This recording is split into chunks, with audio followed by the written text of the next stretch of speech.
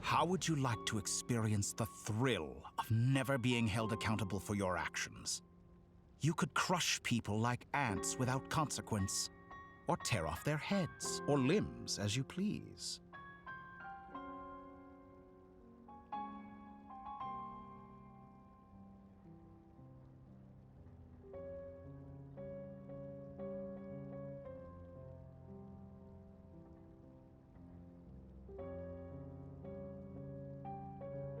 Believe me, such a life is but one small step away.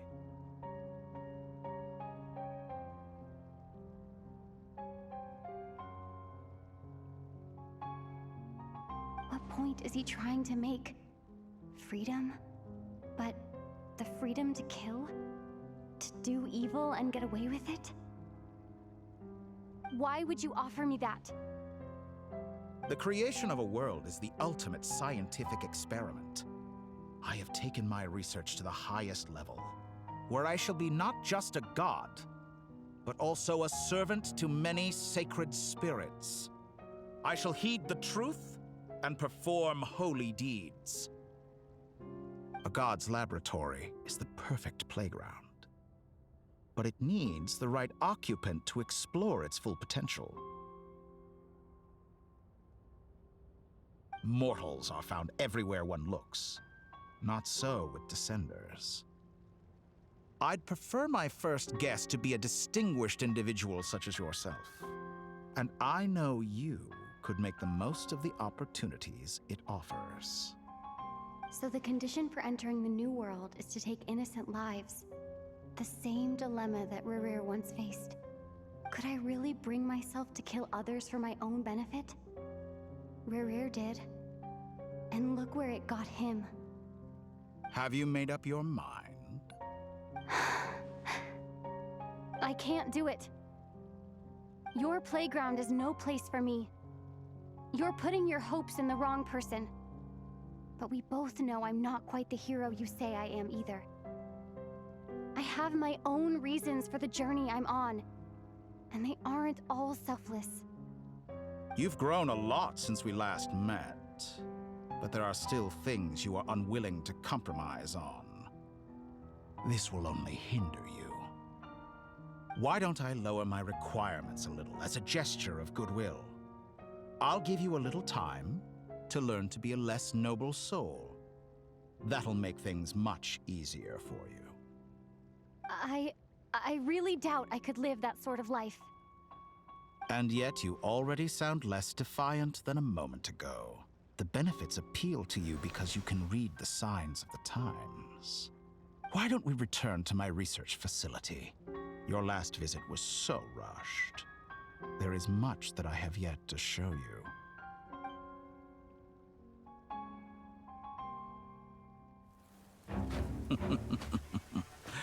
Now to that question, Heroes don't attack from behind. Guess I'm no hero. This is most disappointing.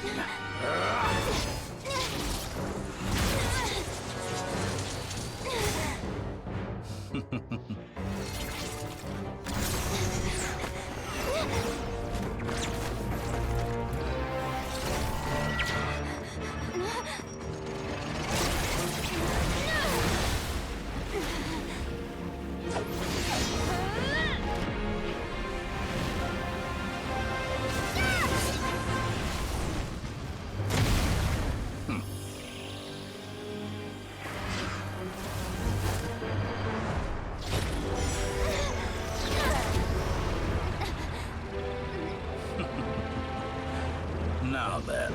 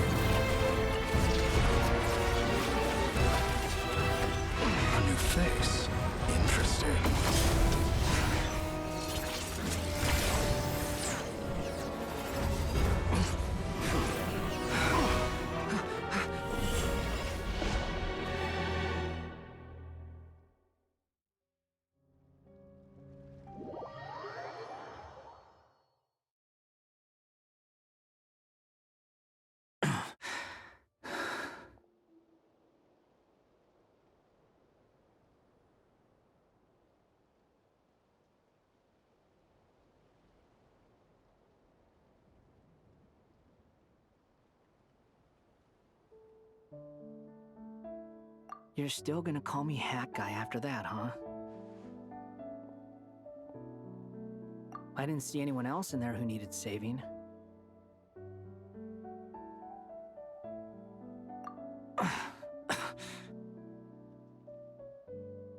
It's nothing. I'll be fine.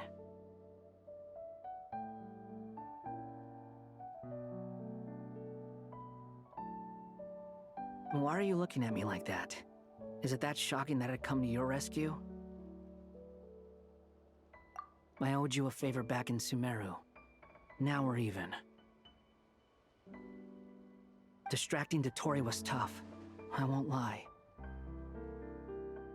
He's not gonna fall for the same trick twice. That was my one shot. I'd hoped to use it to take him out. Ugh. I never wanted to obliterate someone more than I do right now. Dotori doesn't recognize me, but his segments were originally made based on an analysis of my operational principles.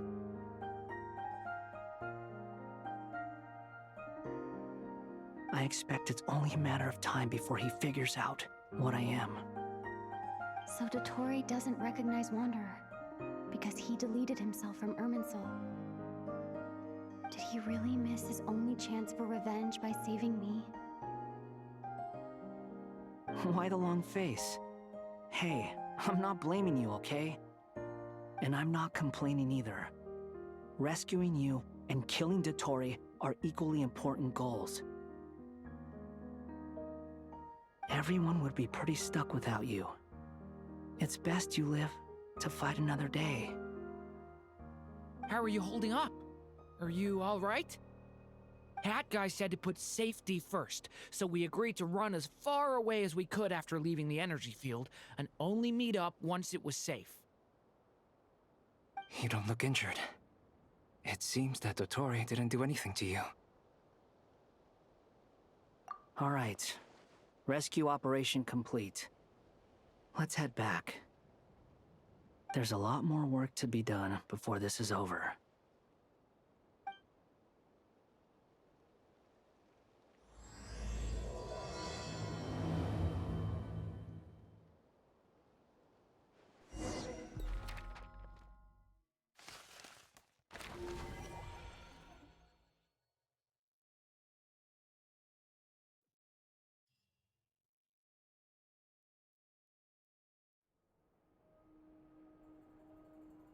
Understood. I will bear the Tsaritsa's decree in mind. I don't see what's so awesome about it, though. Does he really think everyone else is as immature as him? I'm not stooping to Tartaglia's level. I thought you might say that. How's your progress? Quite promising, actually. That alchemist Albedo gave me a few ideas. Remember how I asked you to look up some files for me? That stuff on the Natsitzenkreuz Institute. René de Petrichor and Jakob Ingold. Alain Guillotin despised René's theories and methods, but he never managed to come up with better alternatives either. So I adopted some of René's ideas. I thought Alain was like a father to you. He and René were mortal enemies, were they not? And what would you say if Linny and his friends one day learned something useful from someone you utterly detested? I would applaud them for it. That would mean that they have surpassed me. Hmm.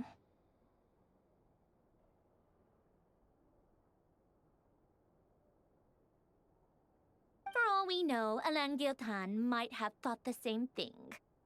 Not that it matters, though. He's dead, and I'm alive. So it's my call to make. Once you die, it doesn't matter how great you were in life. Only the living get to decide what happens next. Hey, come on out. They're back. Huh?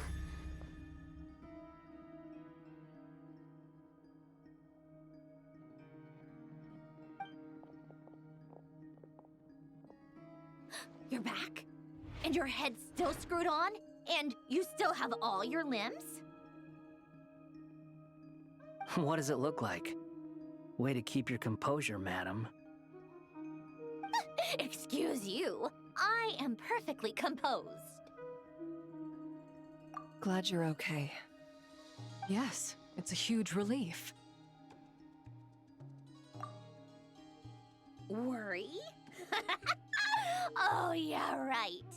You think we, the Fatui, were worried about you?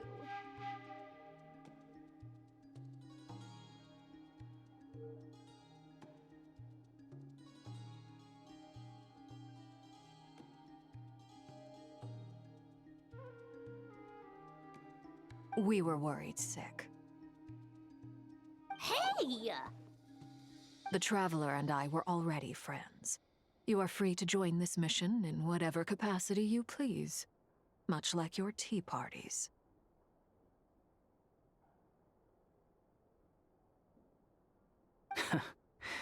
It's a laugh a minute with you guys.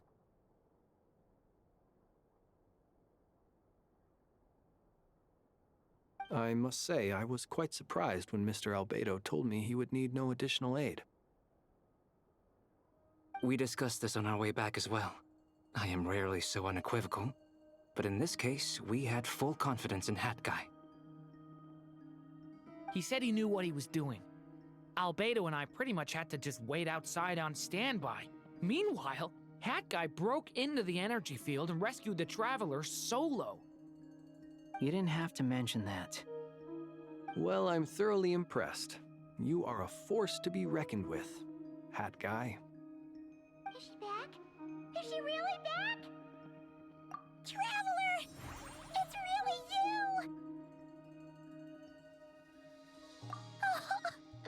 Oh, thank goodness!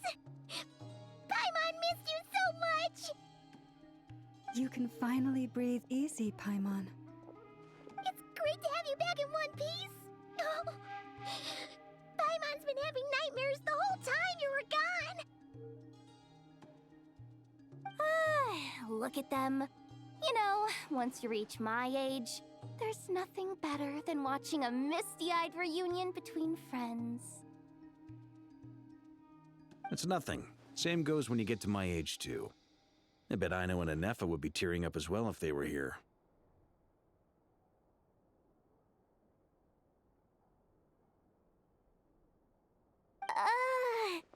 Varka, I'm not sure Anefa can cry.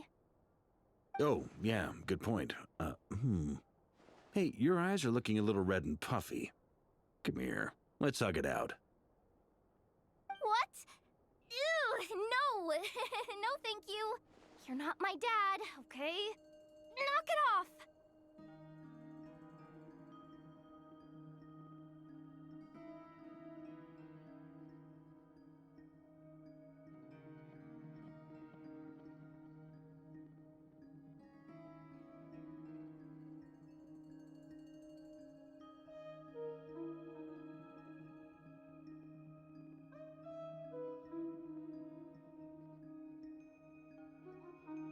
Everyone, I'm sorry for all the trouble I caused you. But the silver lining is, I didn't come away from this ordeal empty-handed.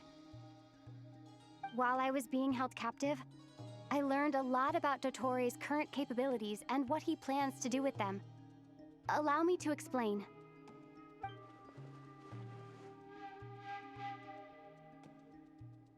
The three moon goddesses were even more powerful than we imagined. No wonder Dottore believes himself to be equal to the gods, maybe even superior.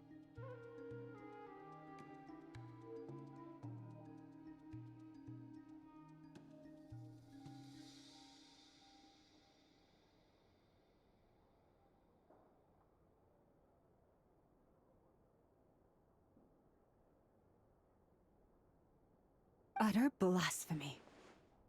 While everyone was gone, Nefer and I made an interesting discovery, and I believe Miss Sandrone has something to share too. Ma'am, perhaps you could do the honors?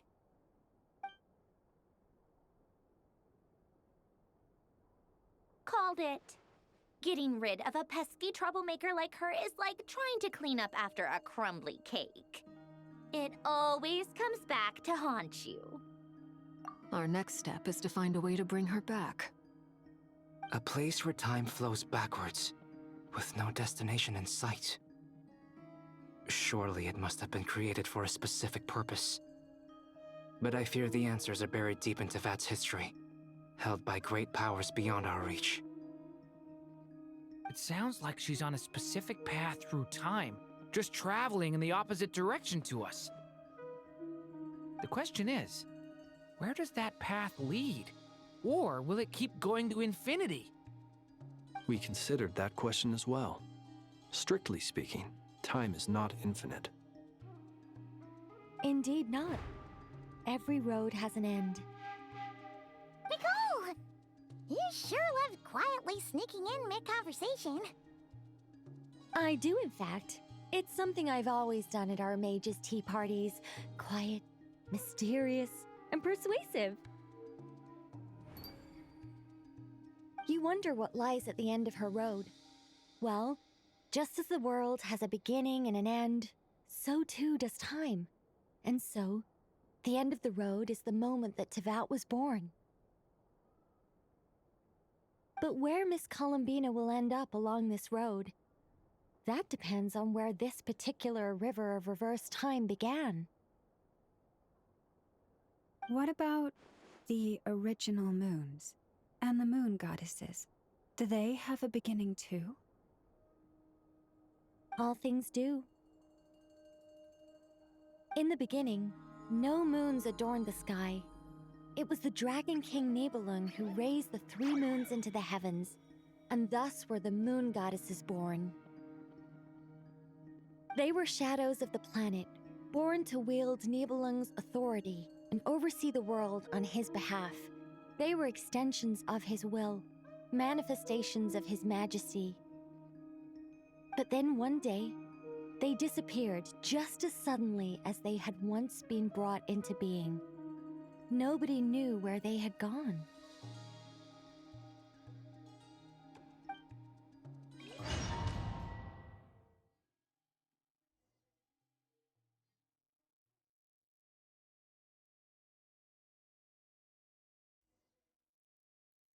Like I thought, no more paths back to reality have emerged since. But how can I be sure that I'm going the right way without scenes from reality to keep me on track? I can't even be sure of how long I've been walking for. The further I travel, the less stable this space becomes. There are even moments where I can sense something that feels like abyssal energy. They can just materialize out of thin air. I have to keep my wits about me.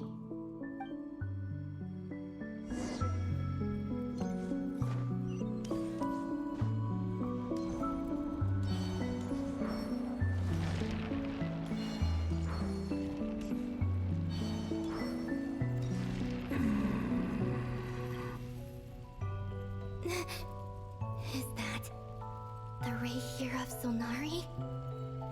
I can't believe he survived. How did he do it?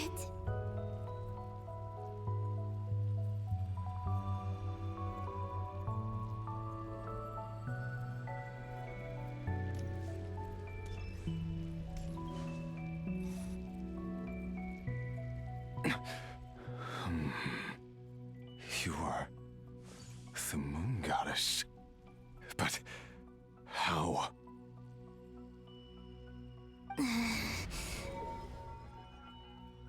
Please, there's no need.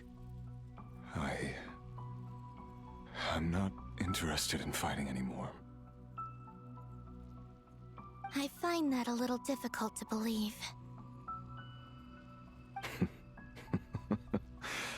Yeah. Honestly, so do I. The way you used my own power against me was... It was a brilliant strategy. And then, in the final moment before I was thrown into this space, I got to see an old friend. Mr. Dainsleif. Right. It was so long ago now. But we were friends once. When I first got here, I was filled with hatred, remorse, and rage. How I cursed and devoured. I tore everything here apart. I was consumed by the desire to leave this place and have my vengeance. But to no avail. This is a place with no exit. This is the second time I've entered this space. Though I have no memory of the first. I was torn to shreds the moment I entered. But this time I survived. It must be partly because of this new body, and partly because of all the Kuvaki I absorbed in Krai. Are you the source of the abyssal power in here? Not all of it. Some is from when I first arrived here and tried to destroy everything. But there was already a degree of abyssal power here before I entered. And like a venomous snake baking in the merciless sun, it tried to slither into my shadow. Tried to? So, you rejected it? Yes. Because after that, the world suddenly became silent for a moment.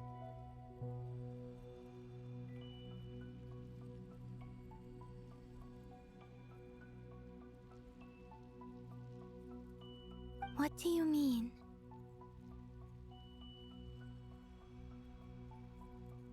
The voices in my head, they were gone. And then I saw her. Her? Thelindis. My former lover. Never mentioned that she saw a memory of Thelindis leaping into the moon's reflection. More precisely, I saw her afterimage. I'm sure the real her is long gone. She was just an ordinary Conrian. She couldn't have survived here for very long. Anyway, why have you come here? Didn't you know it was a dead end? If I hadn't escaped through the moon gate, my friends would have been in far greater danger. Oh, I see. Because of your power. The power of a moon goddess. What? You'd like to know how I know, wouldn't you? The one who resurrected me said so. I could hear a deep lust for power in his voice.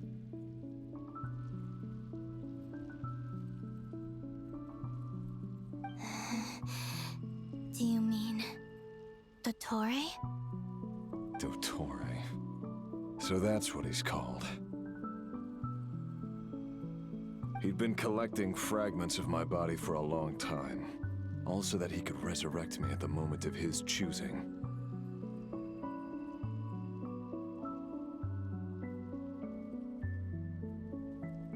I had no interest in his research. But being as corroded by the Abyss as I was, we were aligned as far as hunting the moons and recovering my strength were concerned.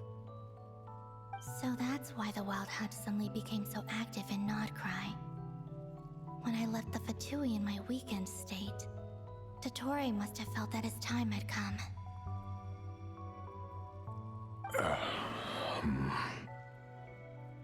Moon Goddess, could I ask a favor of you? What? I know this is a lot to ask, especially from someone who tried to kill you. If you refuse, I won't fight it. But this is the only thing I desire now. Nothing else matters. What do you want? I'd like you to take a message to Thelindis for me. Thelindis? But Yes, she's dead. But like I said, I saw her afterimage. I can sense that some part of her soul remains here. Far, far ahead. Why don't you go and speak to her yourself? I can't. I don't know why, but I can't move freely in this space as you can. All I can see is a glimpse of her walking away. Just like the moment when I last saw her in life.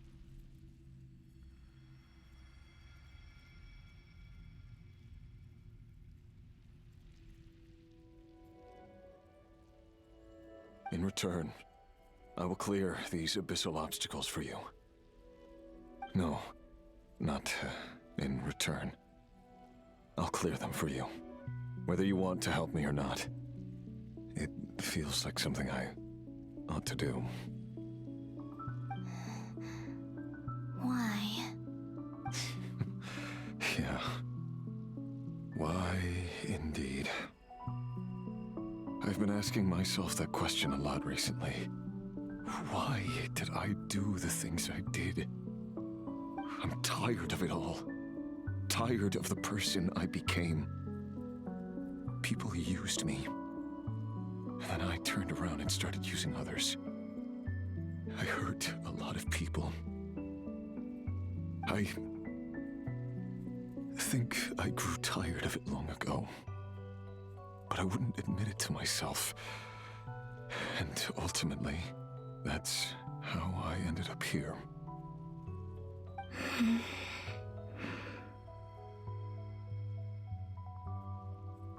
What do you wish to tell her?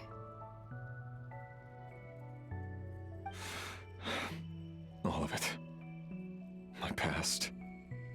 My mistakes. Everything that happened after we were separated.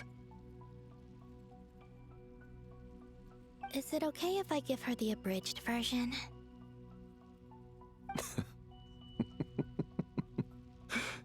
Yeah, I'm sure there's plenty you can skip over. Just tell her the important parts. Whatever you think that means.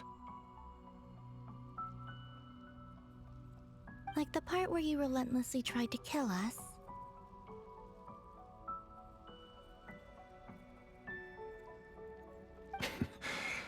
It's up to you.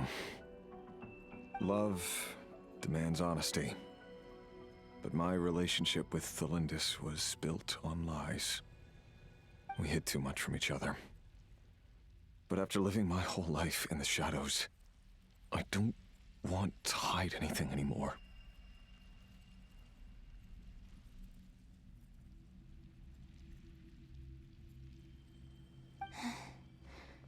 I will do my best.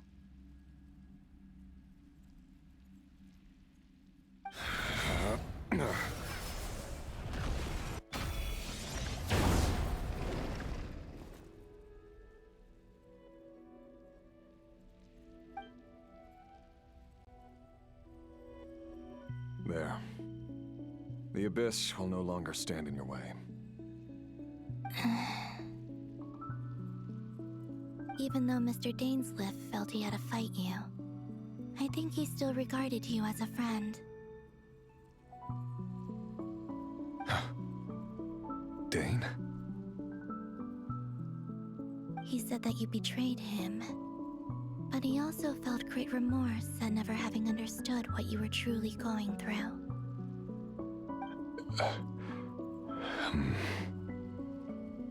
Why tell me this? Because if he'd known that someone could take a message to you, I believe that's what he would have said.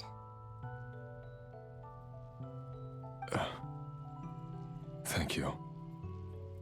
It means a lot.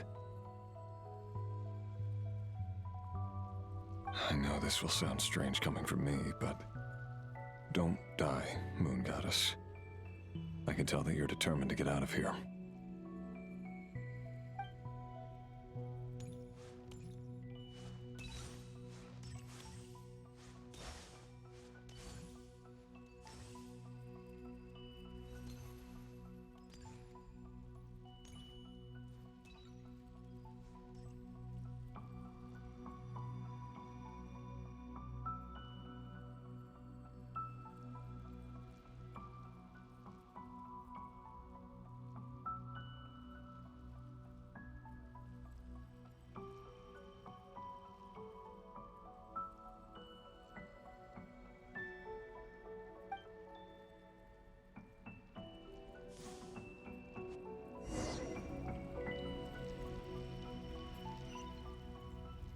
his word. The abyss is no longer obstructing my path.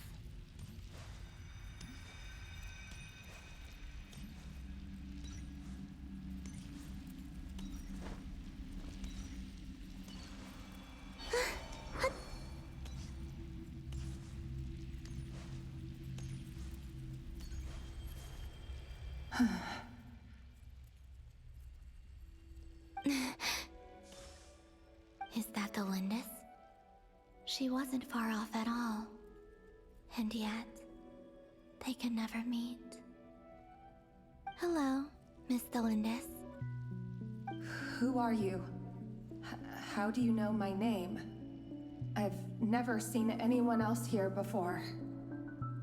You can call me Columbina. I promised Rerir that I'd bring a message to you. Rerir? My Rerir?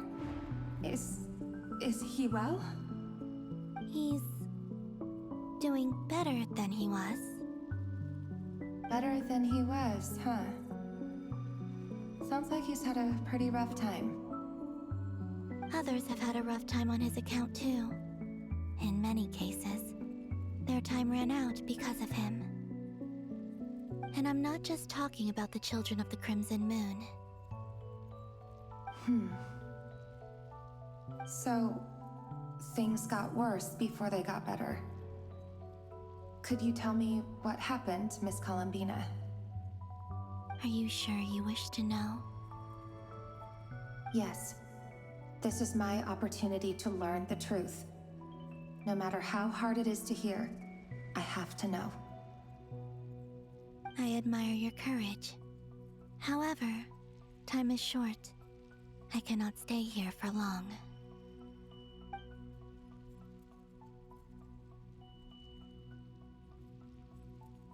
Rerir had seeds of hatred in his heart, and many people nursed them for their own ends. On some level, everything he did was to try and find a way to see you again. But in the end, he came to regret his mistakes. He wanted to apologize for hiding his past from you.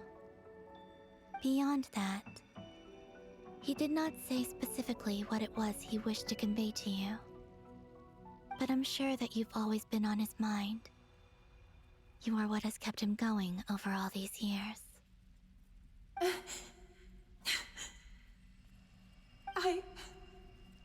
I'm sorry, Miss Columbina. This is so upsetting. I'm not sure how to put my feelings into words. It's all right. I understand. Well, that's everything from me. So, I guess I'll be... Wait. One moment. Time flows backwards here. The road ahead only leads further and further into the past. I know. I intend to reach the end of that road.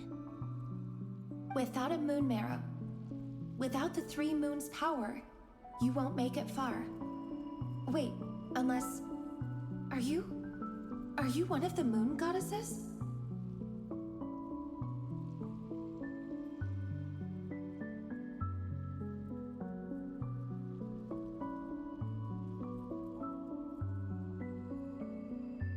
You could say that. I see.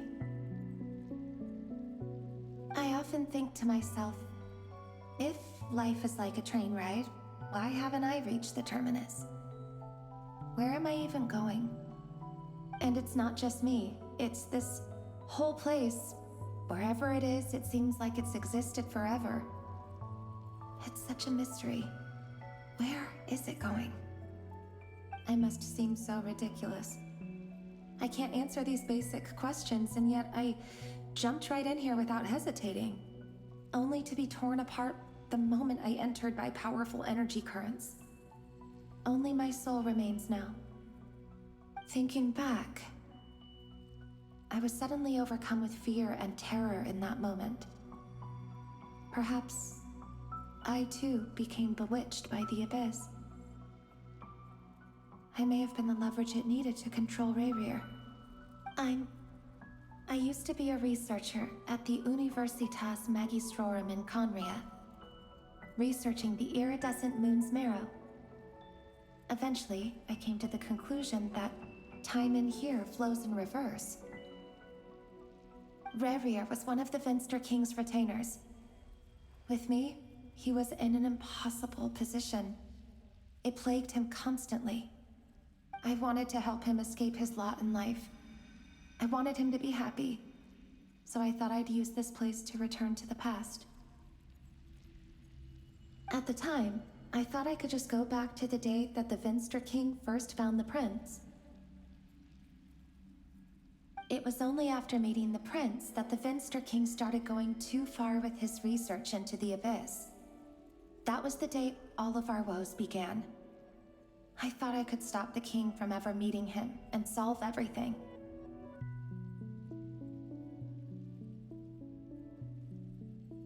I couldn't kill the Vinster King himself, so I had to find another way to save Rerir. That's why I wanted to go back, to kill the person who had brought new possibilities to our realm. I'm sure it was a futile endeavor, but the abyss probably enhances the basest human desires. So I naively hoped I could change everything. But I was simply too weak. Like a speck of dust against the whole universe. Look at me. I didn't even survive the journey here. Not physically, at least. I know I'm never getting out of here. But you're different. You can make it, and I want to help you. I owe you that much. How do you plan to help me? Have you noticed the golden energy that exists here? Based on my past research and my observations since coming here, I believe they carry you forward faster. I can share what I've learned, and help you understand the pattern in which this energy appears.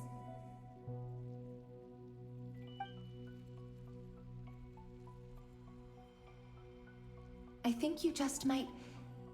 Now, I know you will be able to change the past. Also, I've been speculating about where this space ends. The documentation was scanned, but from what I know of the legends about the moons, the oldest ones seem to begin with Nibelung, king of dragonkind. I have no way of verifying any of it by this point, but if it's true, you might be able to reach that era if you keep walking. Understood. Thank you, Miss Thelindis. I'm the one who should be thanking you. If you hadn't entered this realm of everlasting death, what use would my deductions be? Thanks to you, they have some meaning. About Rerir, I'm so sorry. For everything. It wasn't your fault. That's not true. Because we both feared bringing trouble upon each other, neither of us ever told the truth. And that dishonesty sealed our fates. But enough about that. I wish you a safe journey, Miss Columbina.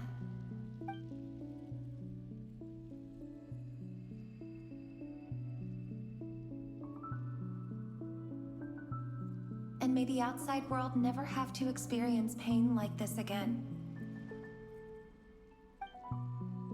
Rerir, you're there, aren't you? I cannot see you, because you exist in the future. I expect we'll be trapped in this prison of space-time for all eternity. But please, gaze upon the past, and then sit for a while.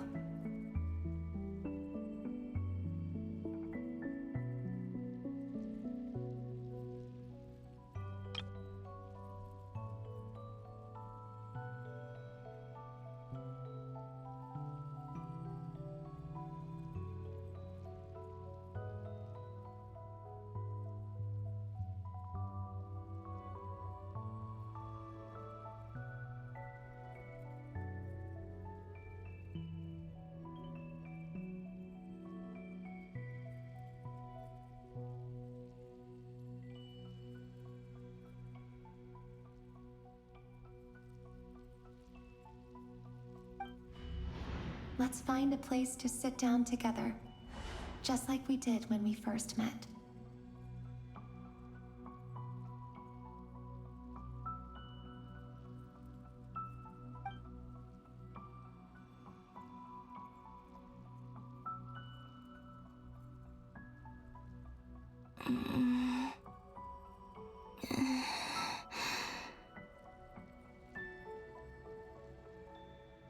How long have I been walking? How much further till I reach the end? Is there even an end to be found?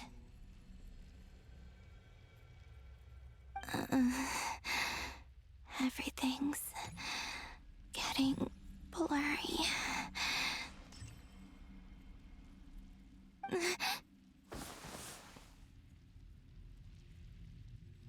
Huh? Are you all right, little sister? Have you come from the distant future?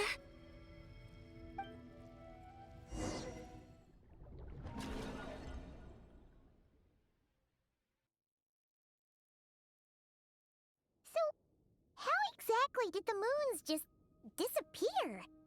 Shouldn't it be a little harder to get rid of major creations like moons?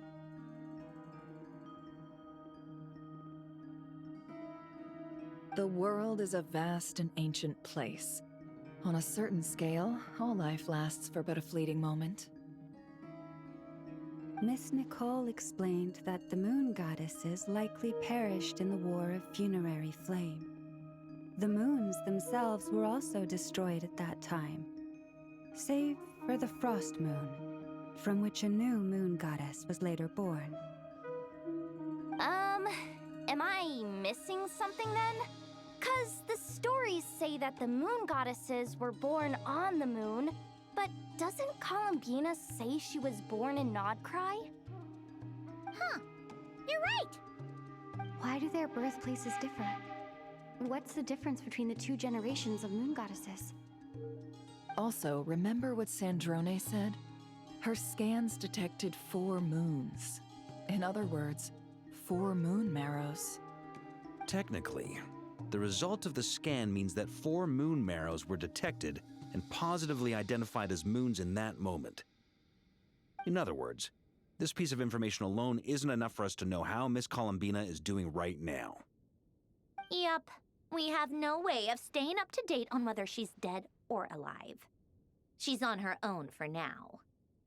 But at least she's trying her best to get back to us. Yeah. She's a tough cookie. And a sore loser, too. We have to trust that she'll find a way. Because we really need her power. As much as it pains me to say it, we've got no chance of beating Dottore in a straight-up fight. He's much too powerful. It wouldn't even be close. That maniac is going to devour everything in his path until he reaches us. We need to find someone or something that can stop him before he does anything worse. I'll be frank. Our only hope of defeating this false god is with a real moon goddess on our side. I'm not just saying this because Columbina's a friend and I want her back safe and sound. It's just the truth. And I know that even she was no match for him when he attacked, but I don't have a better solution. We're not giving up on saving her, whether she can defeat Dottore or not. Right. Don't worry, Miss Sandrone. We're all aligned on saving Columbina. No one's trying to argue that we can only justify saving our friend because it will help save the world. This is about multitasking. We want to save both.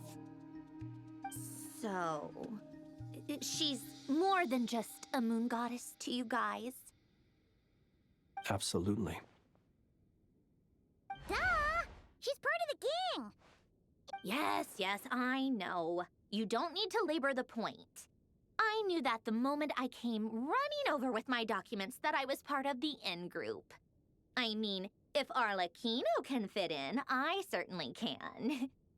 Anyway, as for how we get Columbina back, I've been working on it constantly. but I think I'm still lacking certain information about the moon. I'd probably get there if I could continue my calculations, but the problem is, I've run out of computing power. Computing power? You mean you need more energy? No, the issue isn't energy, it's processing power. There's so much data to get through that the whole process has just ground to a halt.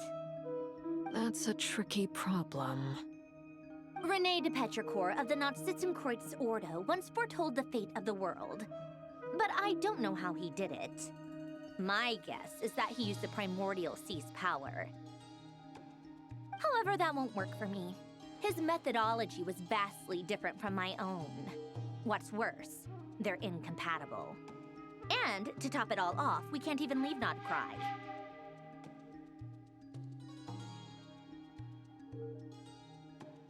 Ugh, this is so annoying. If I'd known we'd run into a bottleneck like this... Well, no, the design bureau's a bust as well. Curse that Dottore!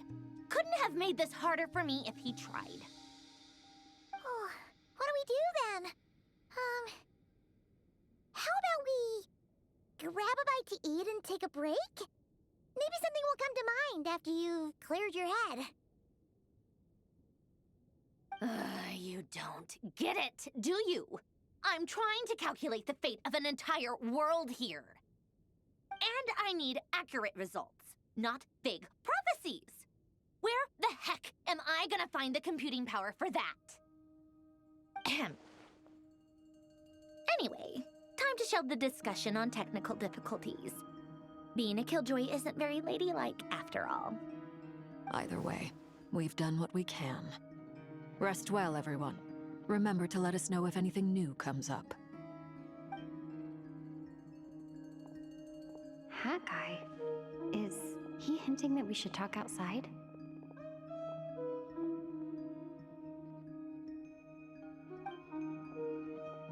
Let's go somewhere a little more private.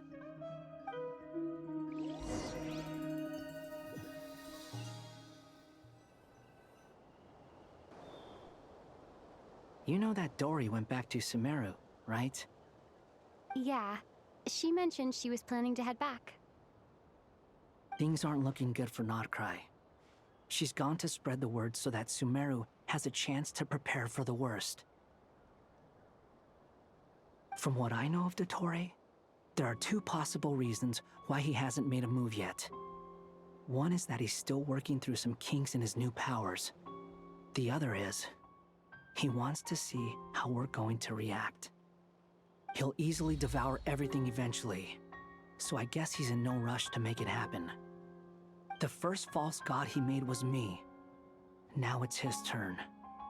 Even though my records were erased from Irminsul, Dottore's ideas haven't changed one bit.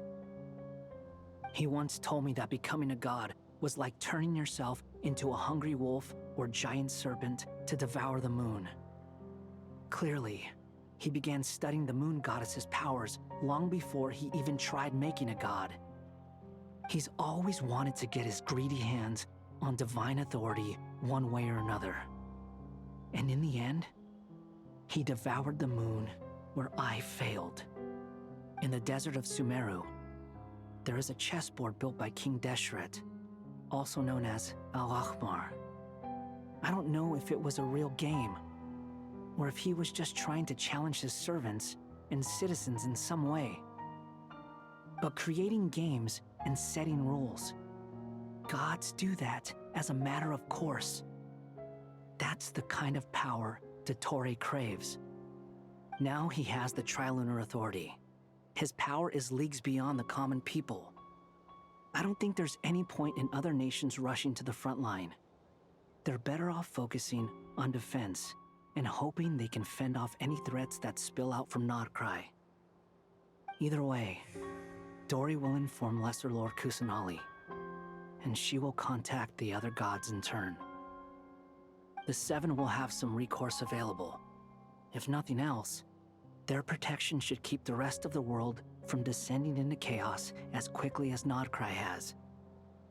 So on the bright side, even if Krai is doomed, your friends in other nations won't be in any immediate peril. That's good to know. But I'm not ready to give up on not Krai yet. There's a word for people who refuse to let anything go. It's called being greedy. Maybe it sounds greedy to you, and probably naive too. But whatever you call it, that's what gives me the determination to keep fighting. Battles are fleeting, but the will to fight is a long-term commitment. Give up for even a moment, and your resolve will shatter. Why do you always feel the need to do the right thing? No one, I mean, who's gonna criticize you if you fail or give up? Why do you always feel the need to do the right thing? No one is born to be a savior. Don't take this the wrong way, but Dottore said something similar to me. I guess the VIII attracts people who don't believe in saviors. Not necessarily. It's less about belief for me. I just want to know how determined you really are. After all, I don't owe anything to anyone else here. Only you. You look kinda worried.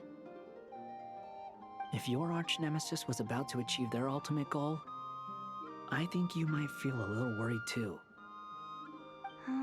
That's true. Dottore is about to become an omniscient, omnipotent deity. That's gotta be a bitter pill to swallow. Still, you're calmer than I expected. Obviously.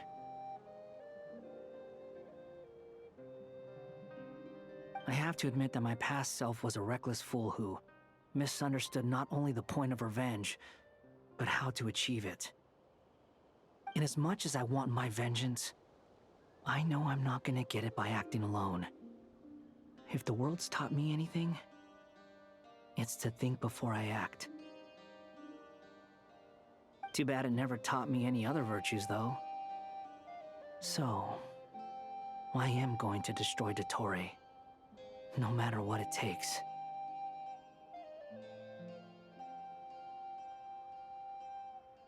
So, what's your plan? I'll get to that. First, tell me, what do you think of Sandrone? Just like Paimon said, she's a friend, part of the gang. How much do you trust her? This is a serious question. Think carefully before you answer. Although she's with the VIII, she has her own values, and she's helped us a lot. If nothing else, she's clearly going the extra mile for Columbina. I see no reason not to trust her. If you say so. In that case, the three of us need to talk. I have some thoughts about her computing problem. It can be solved, but it will come with a cost. How much? If I can afford it, I'll cover it. Sometimes your heroism really backs me into a corner. You know that? Come on, let's go talk to her.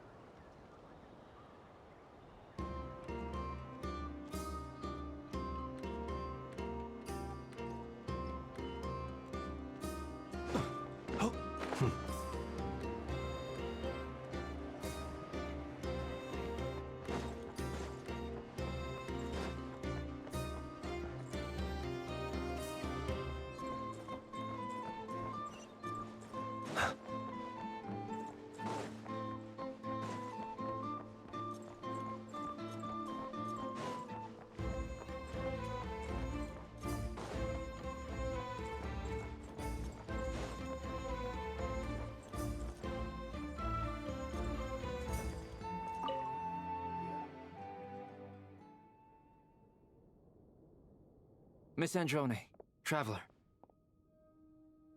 Hey there. Paimon's here too! She was just helping them sort through their things. How did your chat go? That was fast. The call only just ended. Well, you said it was urgent, so we got here as quickly as we could. Albedo, I have some alchemy questions for you. I see. Looks like my knowledge proved useful after all.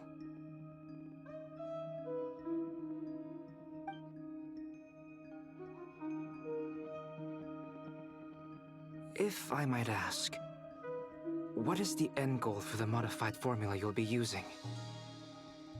I needed to predict the future of the entire world. But I've run into some teething issues since trying to implement Renee's theory of the four Orthants. I see. I'll have a look at it. Still, computing power is the real issue here. How do you plan to solve it? About that, it's been sorted. Oh, with the Traveler's help? Actually, you're not wrong. She found the person with the solution. Was it Hat Guy? Yeah, it was him.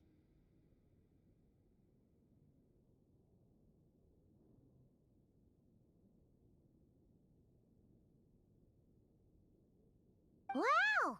Go Hat Guy! Seems like all that time studying at the Academia is paying off big time. But where is he? Wasn't he the one who asked Albedo and I to come here?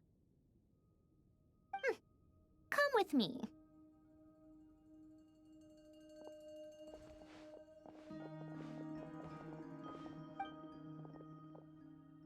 Hat Guy? What's happened to him? Hat Guy, can you hear us?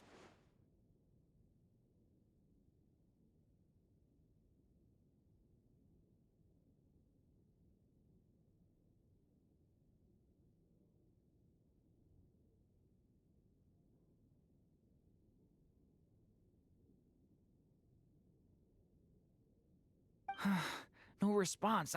I guess he's in hibernation.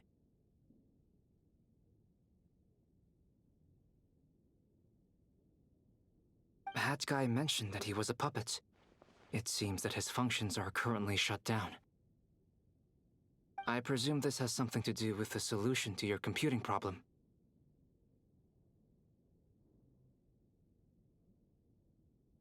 That's right. He and the Traveler came to see me.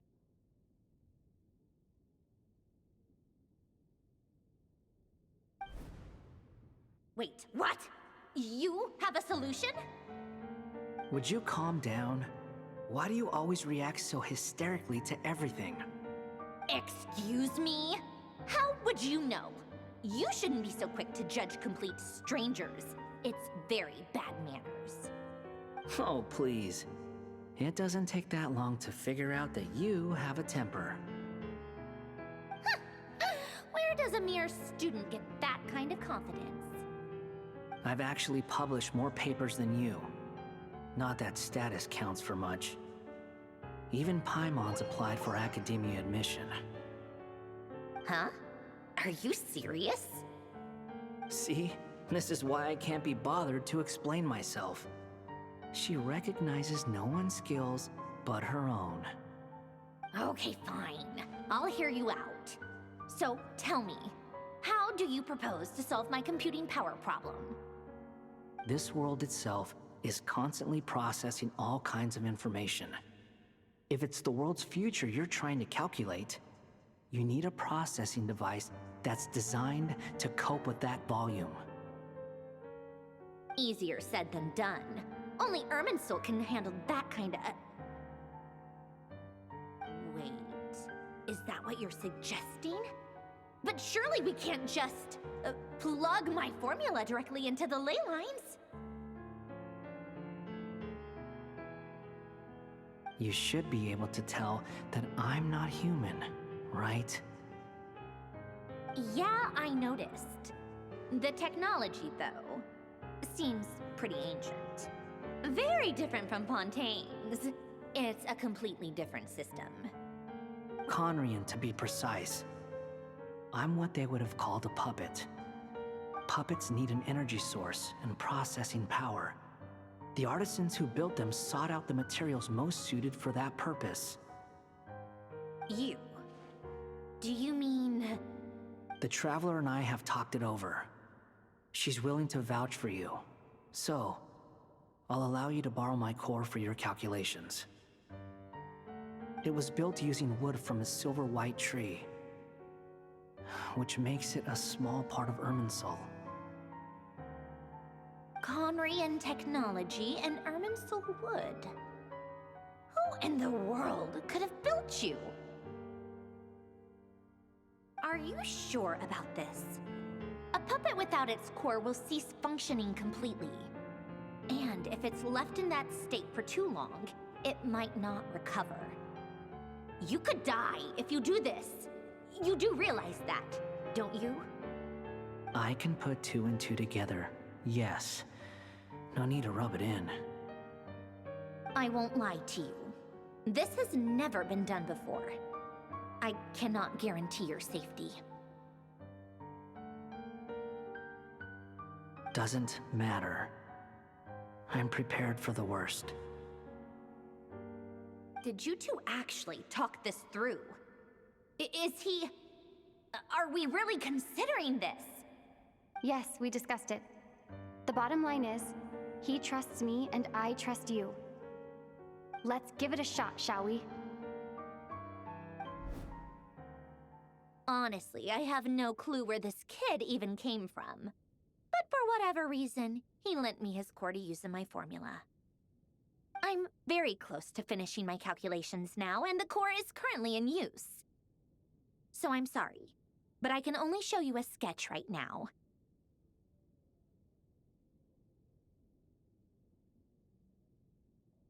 This is what the core looks like.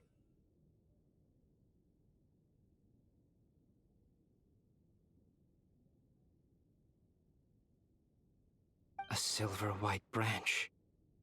It certainly matches the legends told about Irminsul. Is Hat Guy gonna be okay? He's not gonna die, right? Right? In theory, he should be fine. As long as we put his core back in time. Beyond that, all I can say is that I'll try my best to avoid risk and make sure the core doesn't sustain any damage. I think I know why you called us here now. Someone needs to watch over his body and make sure it's protected until the process completes.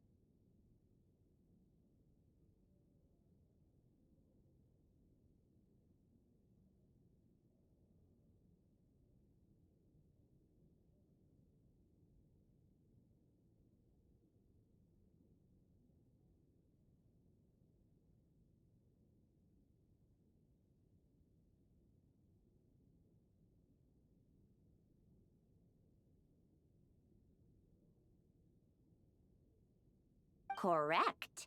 He said that the only ones he trusts here are you two, and the Traveler. And the Traveler will have other work to do. He will have our undivided attention. Aww, Hat Guy. On a more positive note, things are progressing steadily on my end. I'll call everyone in for a meeting once the results are out.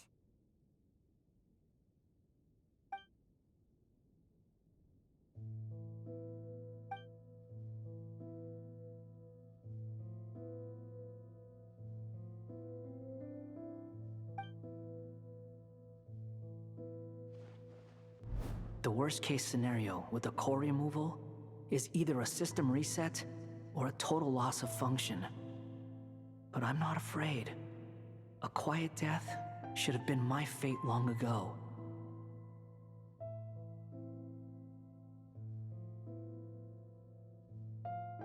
A core is completely different from a heart. It's like another vital organ entirely. I never believed it could be a true replacement for what I sought. But in the end, it turns out the core was more useful to me. Pretty funny when you think about it. It's like the punchline of my entire life.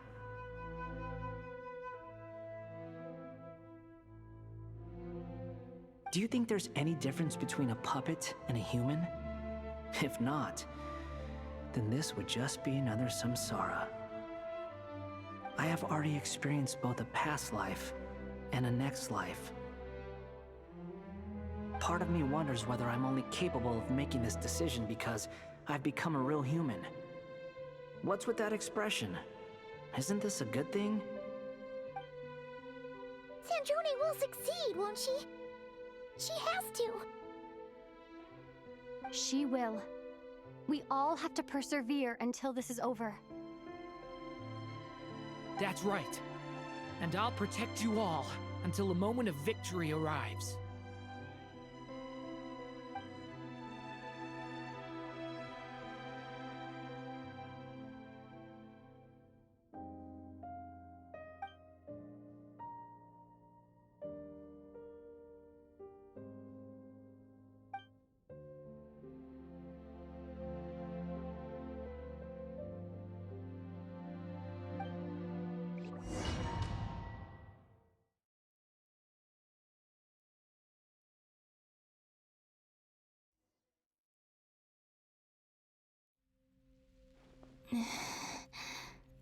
Who are you? Call me Sonnet. You have the same power as Canon.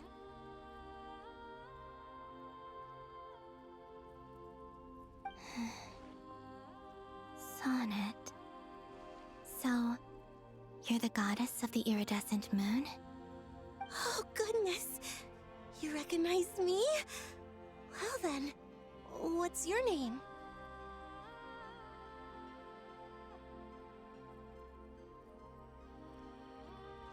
Columbina. Columbina Hyposelenia.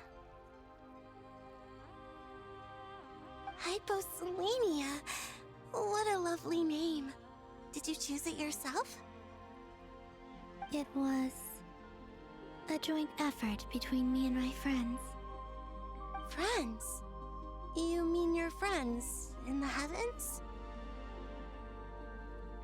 Huh? Oh, sorry. You must be exhausted. I apologize. Hang in there. Let me introduce you to my older sisters. Do you mean the other two moon goddesses? Arya and Canon?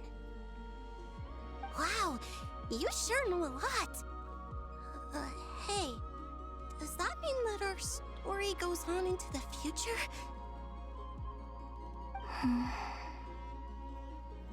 Oh, I guess that wasn't the best question to ask. It's all right. We were prepared for that possibility. You could say we were too prepared. I can't even remember how long my sisters and I have been here by this point. When did you get here? How long has it been? I can't say for sure, but it feels like it's been forever. I see. Are you feeling all right? You look a little unwell. I can hold out a while longer.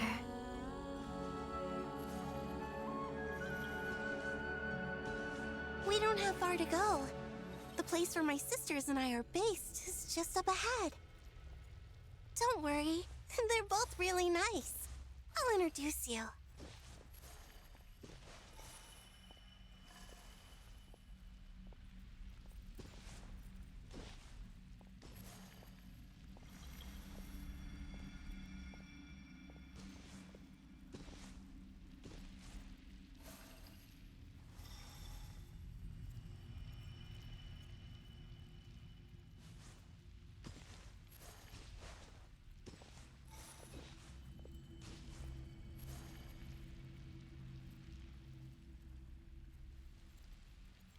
Sisters! I'm back! And look who I've brought with me!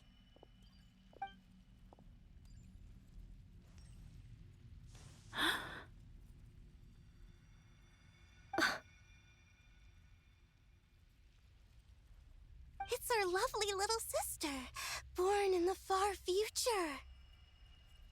The pleasure is all mine.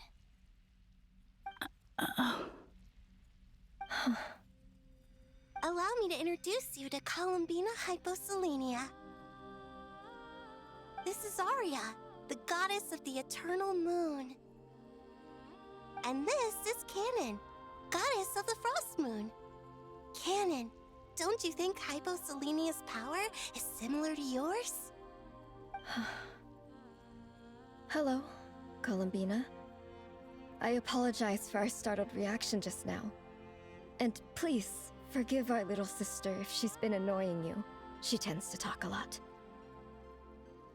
It's fine. You seem shy. Don't worry, Columbina Hyposelenia. No one can hurt you here. Could you tell me where here is?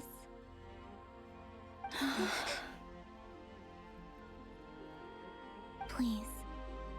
I must know. My dear sister, this is where Tevat's original ruler, the Dragon King Nibelung, imprisoned the moon goddesses. What? You're scaring her, Canon. No, I'm fine. Please, continue. Nibelung, our original master, created us in the distant past to maintain Tevat. But he left this world and traveled into the dark universe beyond, to explore worlds vaster still. Day and night, we fulfilled our duty in the heavens, until the day that the first Descender arrived. The great ruler of the firmament. The heavenly principles. Is that what later generations call them? I see. But we did not reject them at first, nor did they seem to harbor ill intent towards this world. We coexisted in peace. They were like a guest in our home. Slowly, however, we came to realize that our guest had a growing desire to change and dominate the world. And you didn't stop it? No. There was an order to the rules they set up that Nibelung never taught us. We wanted to know if this order would bode good or ill for Tevat. All right. Canon and I wanted to know. Sonnet was against it from the outset. Later, we discovered that this great ruler of the firmament bore an almost paranoid hostility toward the desire of certain life forms to seek power. Or perhaps they feared them. They would even cast down celestial nails as manifestations of their power, to punish the civilizations of the world below. Only this was far beyond mere punishment. Right. Their rules brought order, but the price people paid for merely testing the limits of those rules was far too great.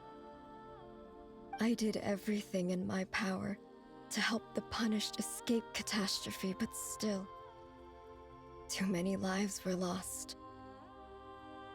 The ancestors of the Frost Moon Scions were some of the ones you helped. But just when we had decided to take countermeasures, the Dragon King, Nibelung, returned. And so began the War of Funerary Flame. So, that's the name the world gave that war in the future. Well, who won in the end? As far as I know, the Heavenly Principles won, although it came at a great cost. They remained in Tevat, where they continue to rule to this day. And the world's original master, the Dragon King Nibelung, was destroyed. And what of the moons? Are there still 3 moons in Tevat's skies? You can tell us the truth, Columbina. We know we are but remnants of a bygone age. we are prepared for the answer. Only the frost moon remains. But it has been cast beyond the false firmament by the heavenly principles.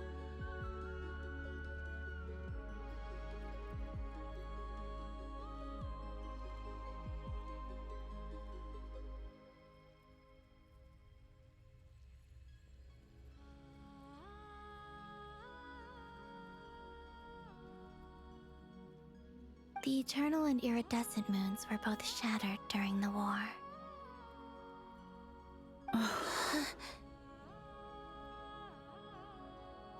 So death finally came for us in the end.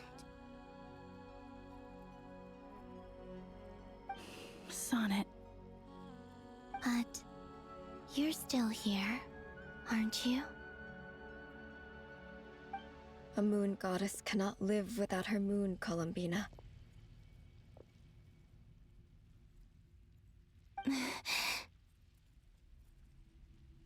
She's right. That's why I began to disappear.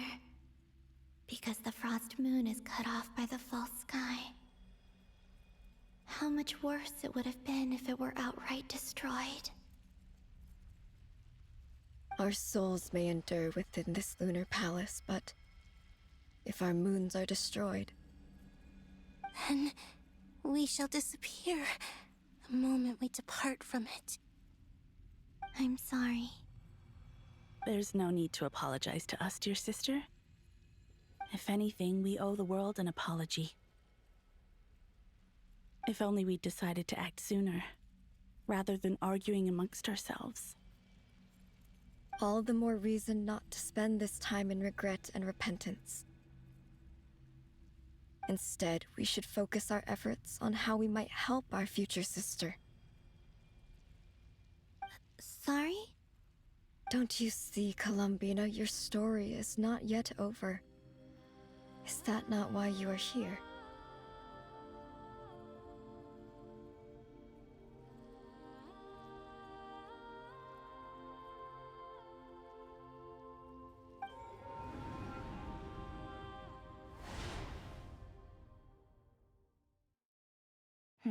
It's done.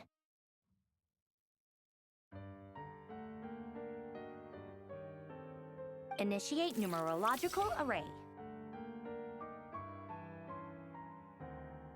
Continue running primary process. Calculate the world's fate through extrapolation, and identify nodes of potential change.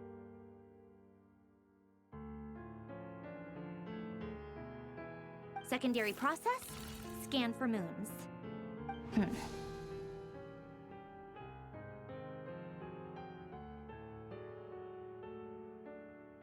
Still 4. The number of moon marrows hasn't changed. Wait, let me think. Is it possible that there's something I've been misunderstanding about the moons all along? Variables. Variables in the world. I know where potential variables within the world come from. So what about the moons? Are there any variables there? Like their life or death, for instance. What if being alive or dead makes no difference to a moon? But that's so strange. Even immortal gods can die. Why would the moons alone be... Wait! I've got it! I've got it! If alive or dead is considered a variable, we might have had this wrong the whole time. No one ever said that a moon marrow equals a living moon. We just made that assumption ourselves. Initiate secondary process. Scan again, this time filtering out interfering perimeter, moon marrow. I don't care if they're natural or artificial. Get them out of my search results!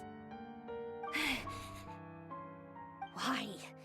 It says 3 moons still exist into that, even after excluding the moon marrows. But we know for a fact that 2 of them are dead. Redo the scan. Narrow the results to living moons and real moons. No, scrap that. Narrow it down to moons that have lunar authority and remain alive. Why? Why is it still 3? What is this, Columbina? Has the world lied to us? Or are you the one pulling the wool over our eyes?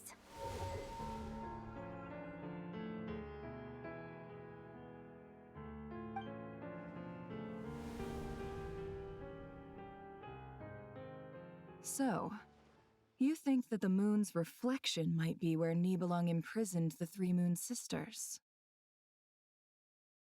Yes, it would explain a lot, such as why that space would respond to a moon goddess's power, opening the moon gate at her command. It would also explain why Miss Columbina has been unable to leave, and why time flows in reverse there. In the messages she sent, Columbina promised us she'd find a way to return, but we have no way of knowing how, when, or where this might happen.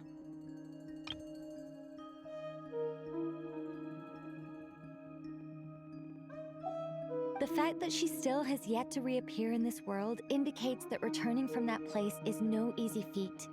We cannot afford to simply wait for her.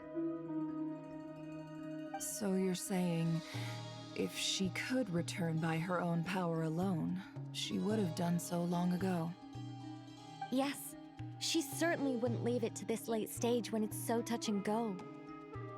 I've been giving this some thought, and I've come to believe that Luanatar might be an anchor that she left behind, as a sort of future waypoint. This could also explain why Luanatar is always by the Traveler's side. Sounds like a plausible theory. If that's the case, there must be some criteria we need to fulfill to allow Columbina to return to the present.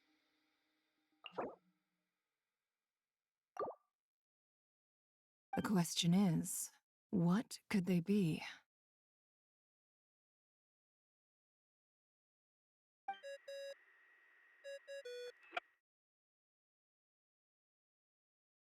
Hello? Listen up! This is extremely important!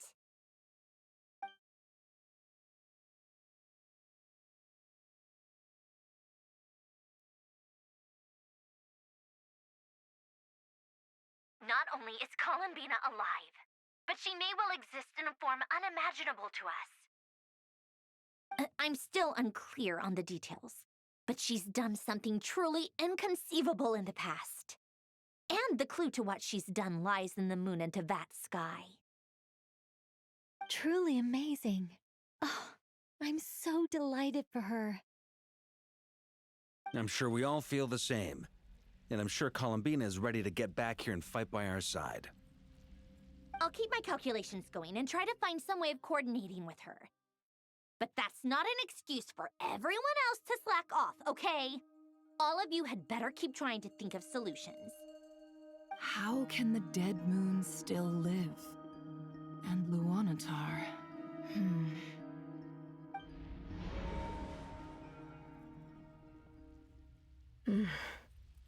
It's hard to believe that's what will happen in the distant future.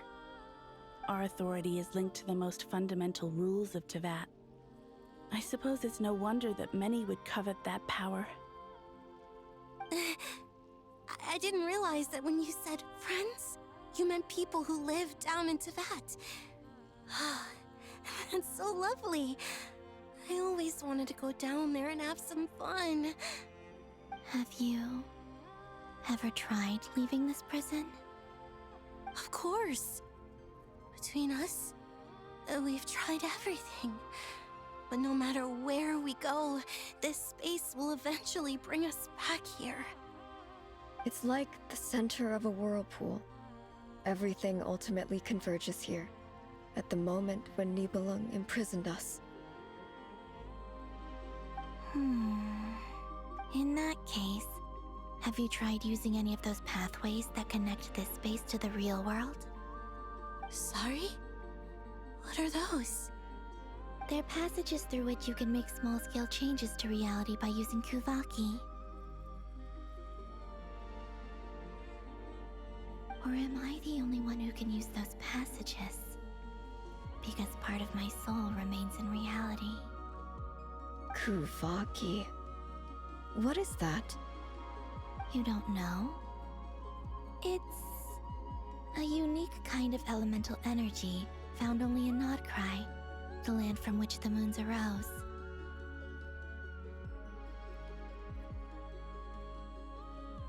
Oh. Well, it's true that the moons first rose up from the part of Tvet you say is called Krai. But there is no difference in the elemental energy between there and anywhere else. What? Could you show us some of this Kuvaki hyposelenia? Maybe if we see it, it'll make more sense. Okay.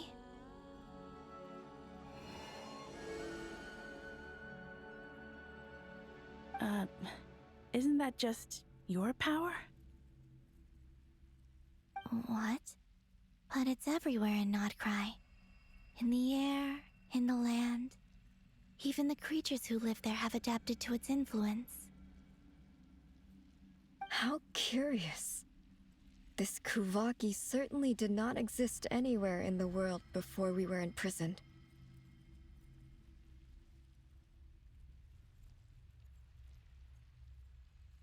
Let alone influence living creatures.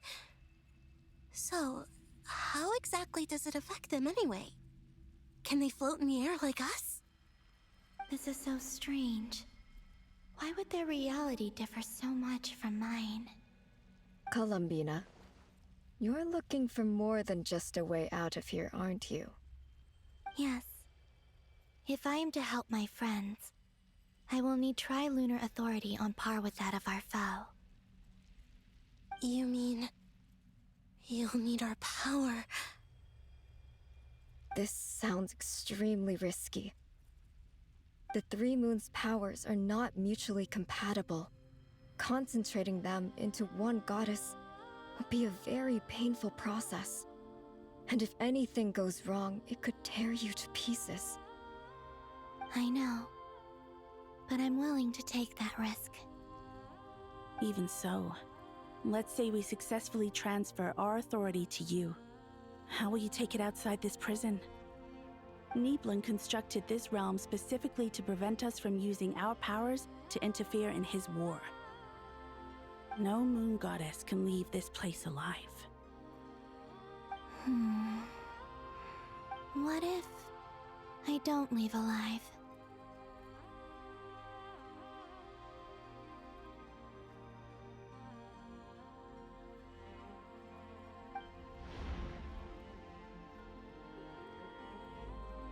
Where do we even start? How are we supposed to figure out what we're meant to do to help Columbina?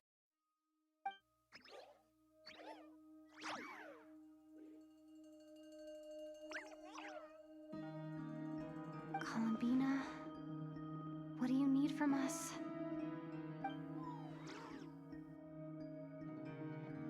If she really got to the beginning of time in there, how do you think she'd leave us a message? You don't think she'd write it down on a stone tablet somewhere in the hopes that we'd find it, do you? Seems unlikely. Columbina may not talk a lot, but she thinks deeply about issues like this. Let's review what we know. This is the Columbina who fought alongside us against the Reikir of Solnari, and with whom we celebrated Moon Prayer Night.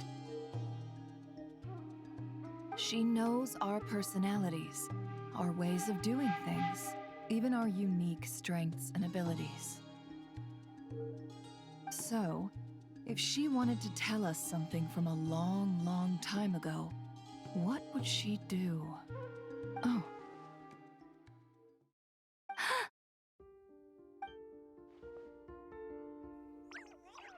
Traveler, you once said that those golden ripples also appeared when Luanatar was born.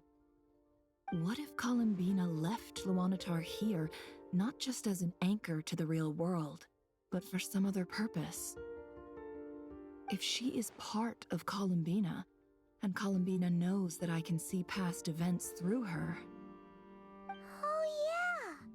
Like when you peeked into Rarer's past through his heart! Nefer, wait! If you're right about this, and you can really see past events through Luonatar, your eyes, they'll...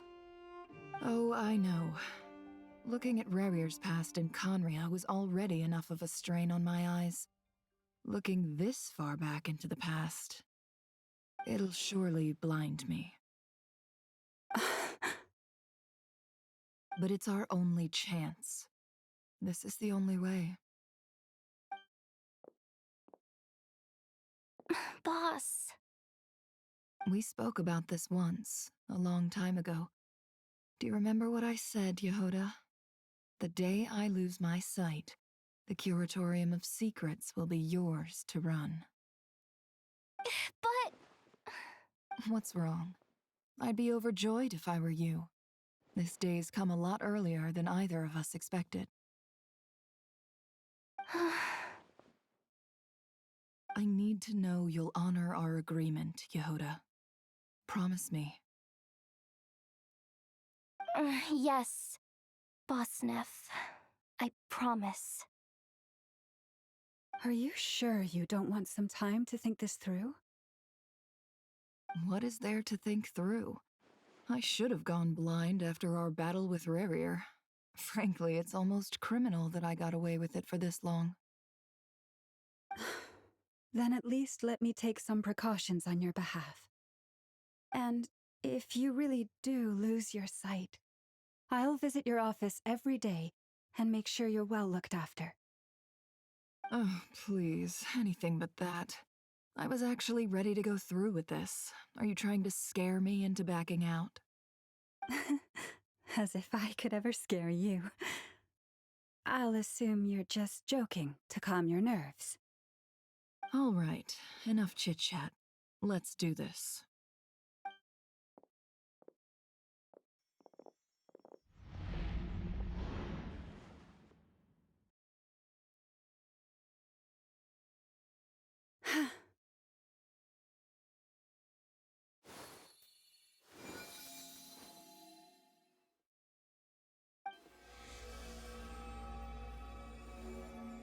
All done.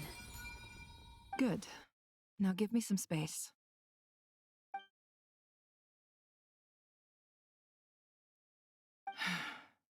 Come on then, little one. Show me what happened in the past.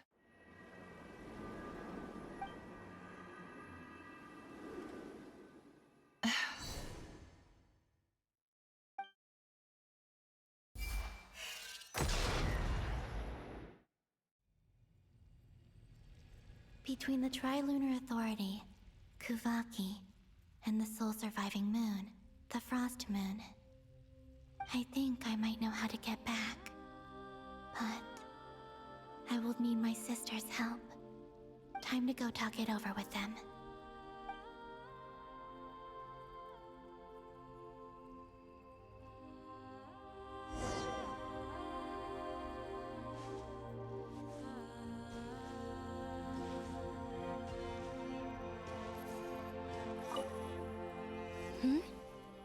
Have you decided what to do? I hope it's not too dangerous. You really scared me when you said that thing about not leaving here alive. Come on, let's go find the other two.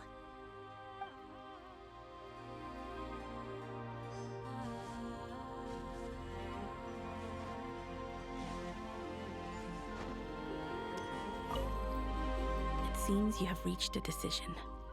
I'm all ears. What do you propose?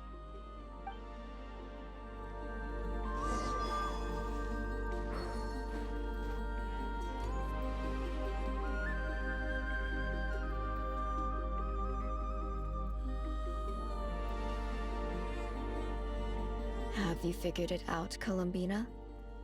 Tell us, how do you plan to leave this place?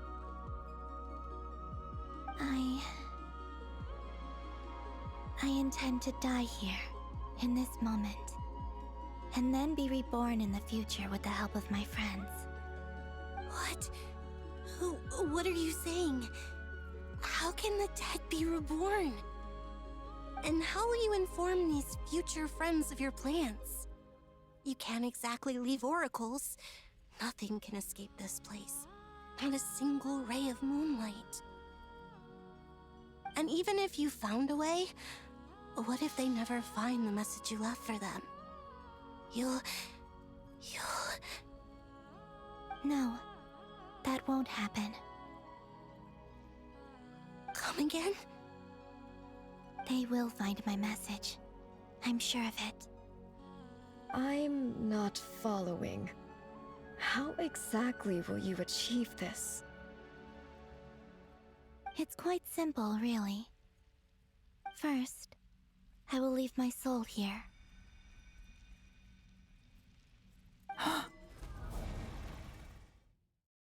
I see it. Your soul? You mean you're a divinity? Yes. I once left a portion of my soul in the future. One so small that this prison barely noticed anything. In this very moment, she can resonate with my soul across time. When the time comes, I believe that she can serve as an anchor to pull my soul from here back to the future reality. Just as gravity connects the world to the moon. Exactly. In the future, where I came from, the moon has been cast beyond the false sky, but I can still feel that it is there. In a similar way, I can feel a connection to the soul fragment I left behind even now. My friends can use it to detect my presence. But how do you just leave your soul here? Is that even possible? On my way here, I met an ordinary mortal who entered this place long before I did. Her body is long gone, but her soul remains. And before that, I encountered an old enemy whose entire soul survives here intact, while the power that once corrupted his body has faded away. So, perhaps this space is specifically designed to imprison divinity and authority, but not the physical body. Still, even if your body can escape, would it not just be a lifeless husk without the soul inside? Wait, is that what you meant when you said you wouldn't leave alive? Yes, I shall turn my body into moonlight and pour it over Krai. That power shall protect the land and quietly blend into it, awaiting my soul's return in the future. However, I cannot do this on my strength alone. I would need your help to do this, so I'm humbly asking for your assistance. Oh, dear sister, you need not be so formal. As I said before, we are but remnants of a bygone age.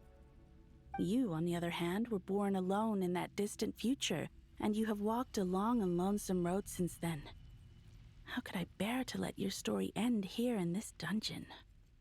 Don't forget, we are your sisters, your family. Arya's right.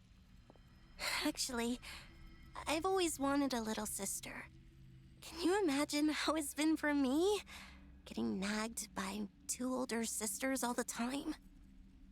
Now, I finally get to be the big sis. And not just that, but I get to help you return to your world, too. How could I say no to that? Sonnet. Kennen? I'm sorry. I know this is a bold request. The Frost Moon is rightfully yours, and it remains intact. Oh, no, please, don't misunderstand me, Columbina. I was just thinking, back on the years that the three of us once spent together. You cannot imagine how happy I am to hear of the future world you describe. The Frost Moon Scions, your lovely, kindly friends. For the three of us, whose purpose in life was to maintain the peace in Teyvat, it is if your plan can save them, and save not Krai, I will gladly give you all that I can.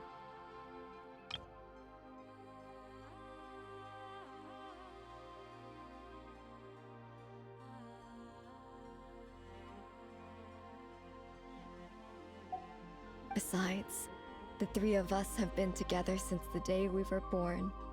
I could never abandon them to live on alone without them. Canon. Still, I do have one question I would like to ask you before we proceed. Certainly. What is it? Why do you cover your eyes?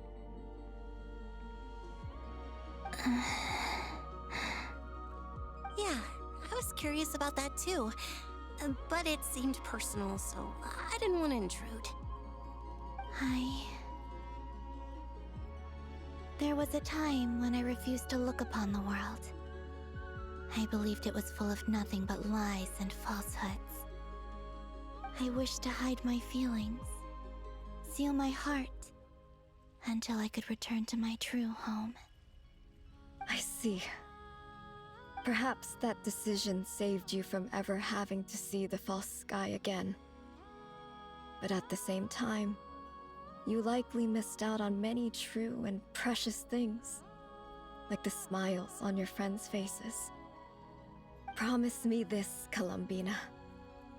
When you return to the future, open your eyes, take a look at the world around you, and see your friends. I'm sure that you know this already, given that you long to return. But that is your true home. Give me your hand, Columbina. Arya, Sonnet, you too. Okay. All right.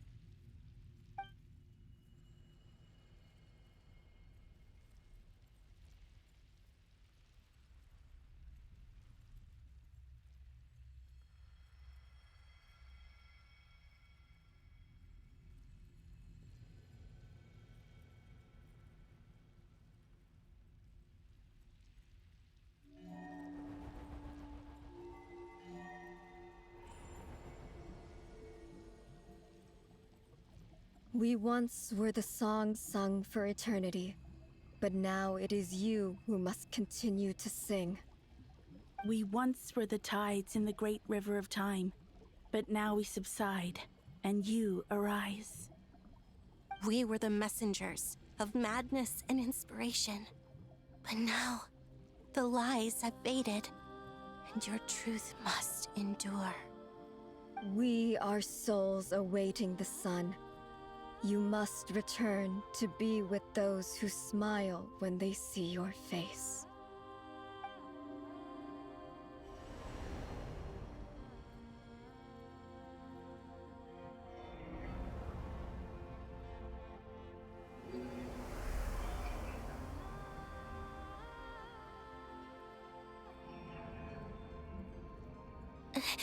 Is it done?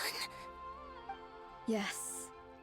We have transferred the authority over all three moons to Columbina Hyposelenia. From this moment on, she is the Tri-Lune Goddess, the one and only moon goddess of this world.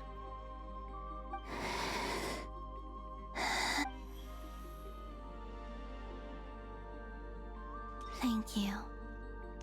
Thank you, my sisters. Now go, and do what you believe is right, Columbina Hyposelenia. Be aware that we cannot grant you the power of the three moons beyond these prison walls. The conflict that arose over their remains following our disappearance will still take place. I understand. Sisters, oh, my body. It feels. Now that we have given up our power and authority, our bodies are merely mortal shells. This prison is dissolving them as we speak. It's okay, Sonnet. The end must come for every god, just as it does for every human. That's all this is. We have one final request, Columbina.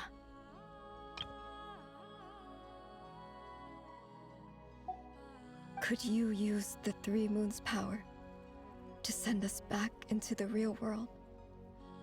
Now that we have lost our powers, I doubt this space will seek to hold us further. It's just... we would like to spend our final moments together in the only place we ever called home. Of course. Gladly. Sonnet. Yes? Don't... I wish I could tell her not to give in to the abyss. Not to be afraid. But is this really what I should say at this moment? Don't forget. I'm so glad to have a big sister like you. No, Hypo. Thank you.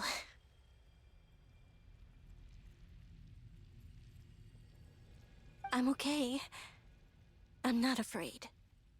As long as my sisters are with me, I won't be afraid. It looks like this is goodbye, sisters. Goodbye, Columbina. Take care of this world in our stead. I will.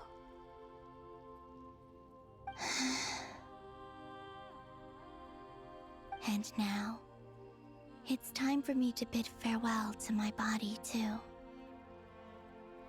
May it become the moonlight that keeps Not Krai company through the long years ahead. So this is why Not Krai was not always home to Kuvaki. It only appeared after I poured my body out upon this land, and only this land.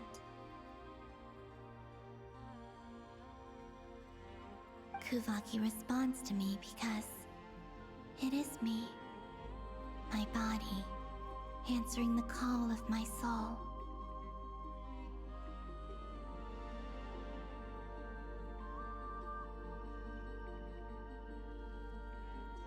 And the golden energy I've encountered on my way here was, in fact, that very soul, which I am about to leave here to guide me.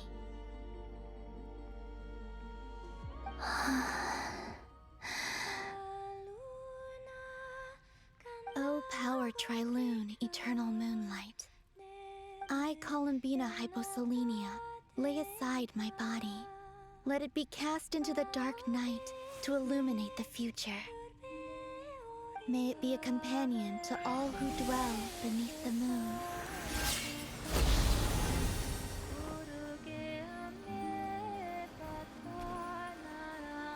Until the time comes for me to return home.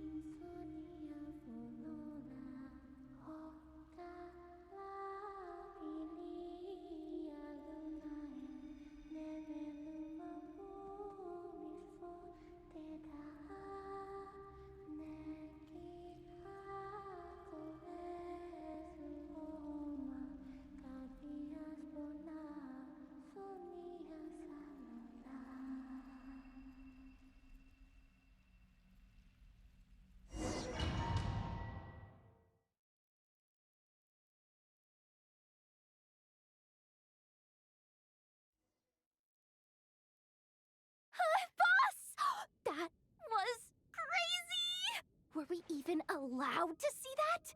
Is anyone? Can you still see? How many fingers am I holding up? I see 2 fingers, and a look of sheer terror on your face. Truly astounding, Miss Nefer. Your eyes have glimpsed the very ends of the world, and yet they remain as sharp as ever. Or is the credit for this miracle due to Miss Lauma? It seems that even time itself is no match for your medical skills. Surely you jest, Mr. Flins. I suspect we have Columbina to thank. She must have realized the immense toll that the ritual would take and purposely set aside some of her power in the past to protect Nefer's eyes when this moment arrived. There is always a great price to pay for witnessing the truth, but it seems that this time, Columbina has shouldered that burden on our behalf. She chose the perfect method of getting a message to us.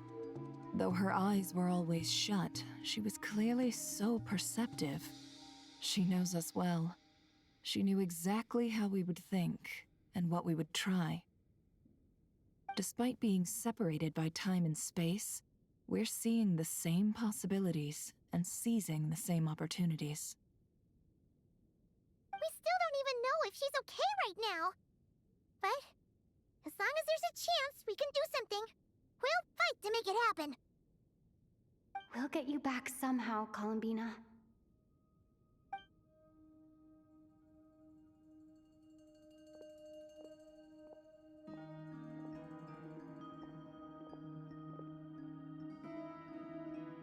Well, based on the information we now have, let's figure out our next moves. Thanks to these gentlemen, we have a much clearer picture of the situation with Dottore. The civilian population has been moved to safety, so we no longer need to hold back. Miss Androne, how are the calculations going? So far, so good. I'll keep seeing how far I can push the system, though. Can't have Hat Man being powered down for nothing. There's still a long road ahead. Where should we begin?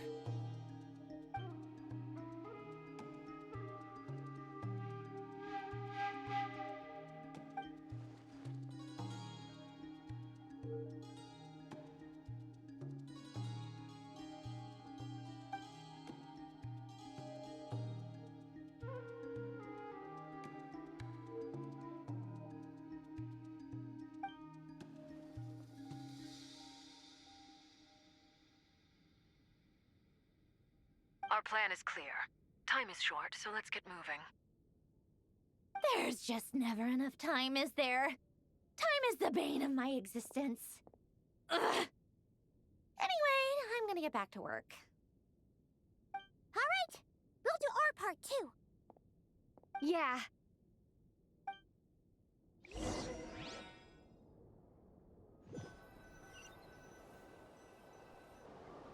Albedo's theory says that elemental energy can dilute the light realm's power.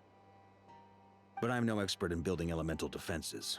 Sounds like something out of the advanced elemental theory section of the library. Whew. You seem quite troubled. Well, yeah. I mean, who doesn't get a little flustered when they're completely out of their depth?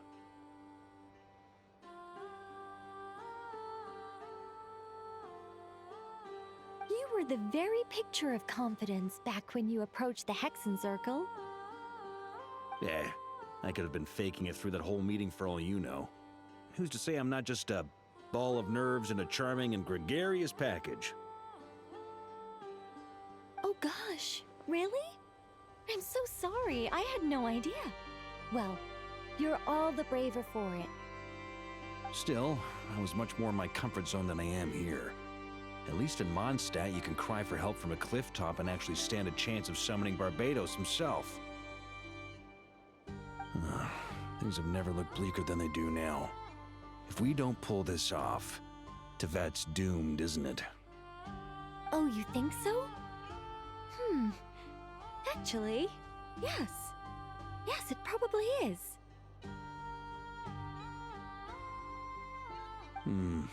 It's a shame. Don't put too much pressure on yourself. Tevat has faced annihilation many times in the past, but it also gave us you, didn't it? Hey, don't give me that. It's not like I'm anyone special. I disagree. Every human born in this world is special. We angels have always believed that. In that case, this humble human being has a big favor to ask of you. I thought you might say that. I'm sure Alice, in her great wisdom, sent you here precisely to help us in this difficult time, yes? Well, that has less to do with her wisdom and more to do with my power. Of course, of course. Well, the thing is, these elemental defenses we're about to build, I don't think it's a question of if they'll fail, but when. Durin's findings from his patrols make it clear that Dottore is constantly expanding his territory. First it was his lab, then the design bureau, and now this. It's not realistic to completely stop him encroaching on the rest of Krai. Rather, our goal should be to stall him for as long as possible. If Miss Sandroni's calculations are correct, well, they're the closest thing to certainty we have in this situation, so let's assume they are. Anyway, her calculations suggest that our best hope for victory lies in Miss Columbina's return. It's up to us to slow Dottore's advance and buy time for her to make a return. Are you asking me to help you with building the defenses? No. I'd like you to prepare for what comes next. When he eventually reaches us, we will have to fight him. You were an angel once and a mage now. I'm asking you to lend us your protection. Oh. Can I take it that you're triggering the terms you fought for during our three-way talks? Well, technically those terms were about protecting Mondstadt. But if you're happy to agree to the change in location, then yes, let's do that. You're cashing in on this much sooner than I'd imagined. Well, yeah. The way things are going, I might not get another chance. Very well. The mages have heard the knight's plea, and we will respond. To tell the truth, Alice and I had already discussed how we might help you all, so I didn't come empty-handed. I always like to be prepared.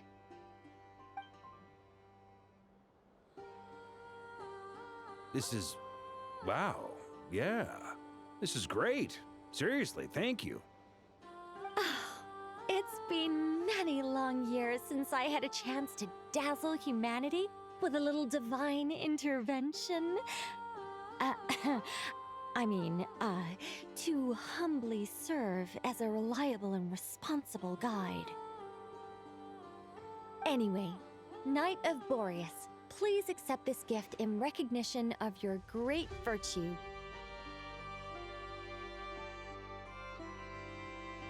Go now. May the angel's blessing deliver you safely to your destination.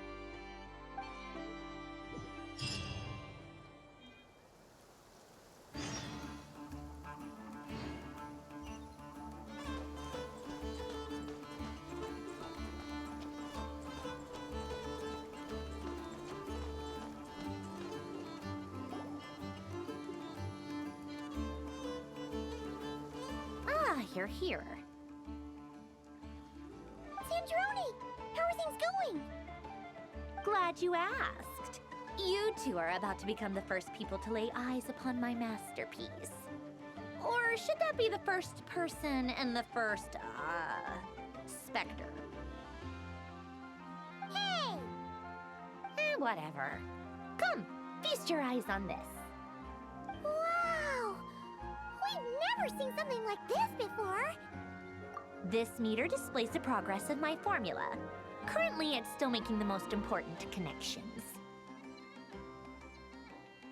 Once it's finished running, I'll deliver it right to your side. And then, we can finally bring Columbina back. When What do you mean, deliver it? Can't you just tell us over the Dodo communication device? It'll just be some numbers, right? Ugh, you're such a greenhorn. This isn't the kind of formula you solve in math class. It's a highly complex algorithm capable of constructing a framework of rules. Ugh, whatever. We'll be here all day if I start trying to explain it. All you need to know is the formula must be completed before we can bring Columbina back. I'll share the data with you. Nicole's agreed to let me use her information channel, so we just need to use the Dodo communication device like so. And... there. Now you can check in on my progress. Wow! Look at that! You're amazing, Zandrone! About time you recognized my genius. Took you long enough.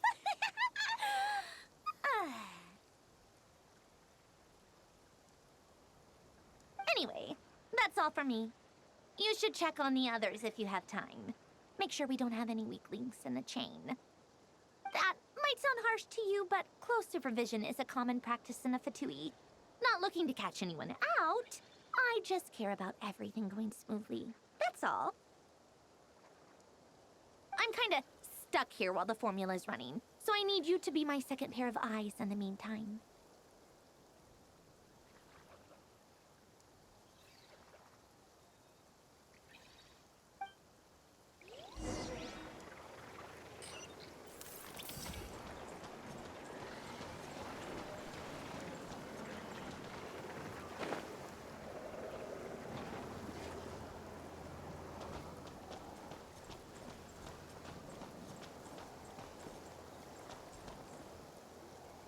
Yes, Miss Moonchanter?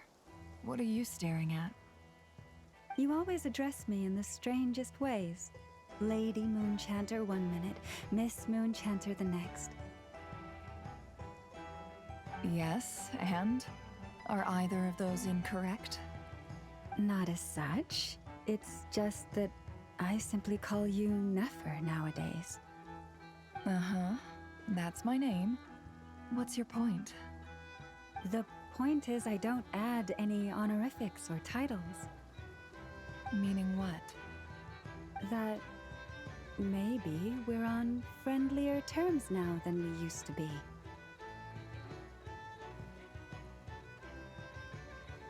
Is that how you see it?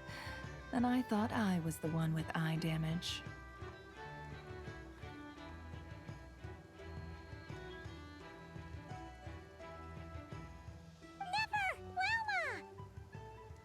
Paimon, traveler. Just swinging by to check in on you. How are things going? Did you manage to get some rest? Don't worry about me. I won't slow us down. And I give my all to ensure our victory. Ah, yes. Allow me to give you two a quick checkup. All done. You're both in good shape. You're welcome. You'll have your work cut out for you in this battle against Dottore, so make sure to get some rest in first. Paimon will keep an eye on her. Don't you worry. I'm glad to hear it. Take good care of yourself, too, Paimon. Sure thing.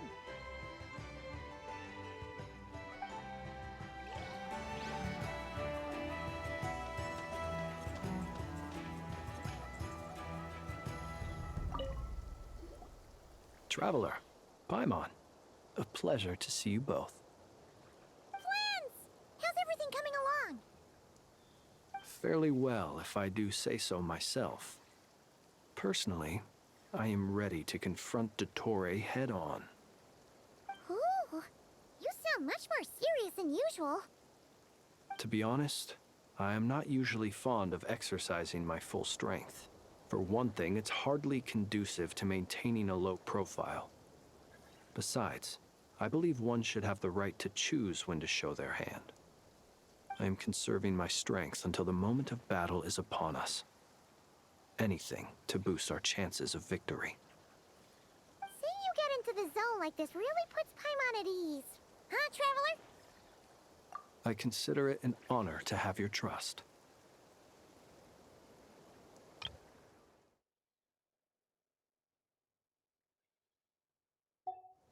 Rest well.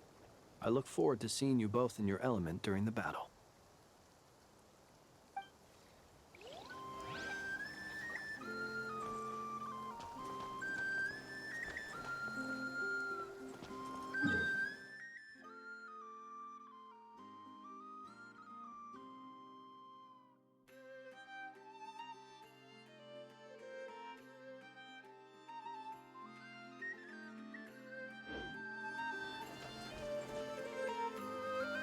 Thankfully, Miss Nicole has come to our aid.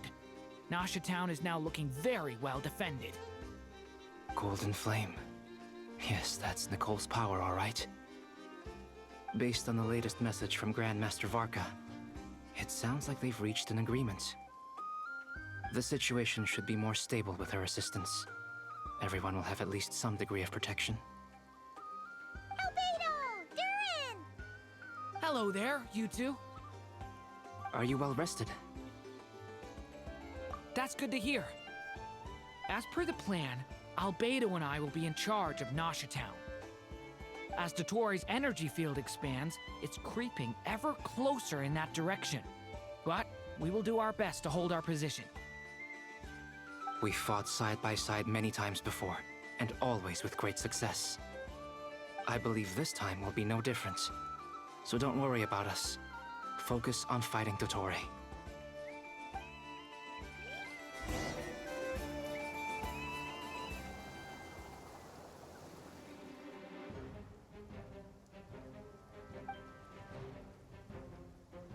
Here they come.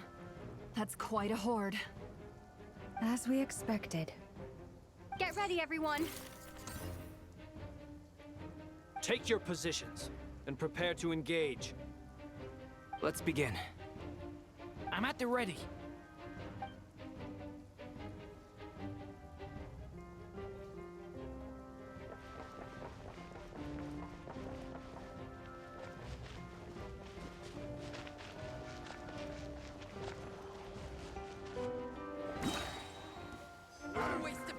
Your skull! Wipe out! Be silent. To dust. Close your eyes. Night falls. Did it! Another one. 5. Observe.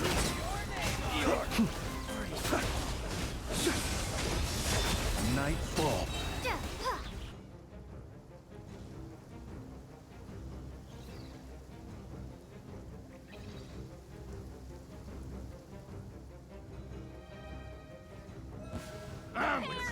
Your skull! You poor lost lamb. With one heart, It all adds up. No more lies. these creatures cannot stand against us. Oh, fighting tough. Just don't let your guard down.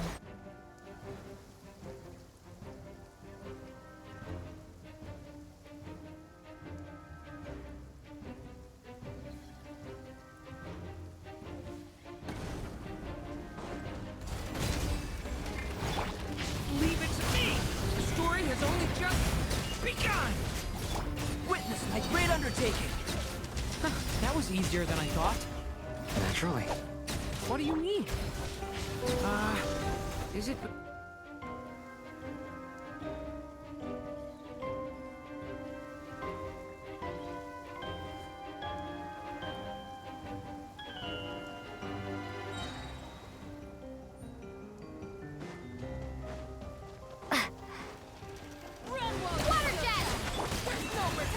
For the everlasting forest.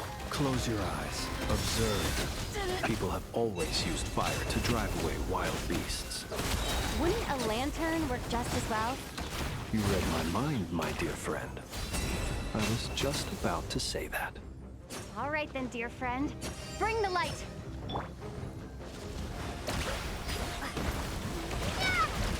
Leave this place. It all adds up.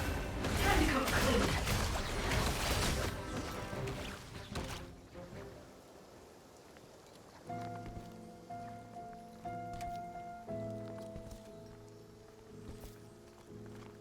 You're looking well. I trust you've had a good couple of days.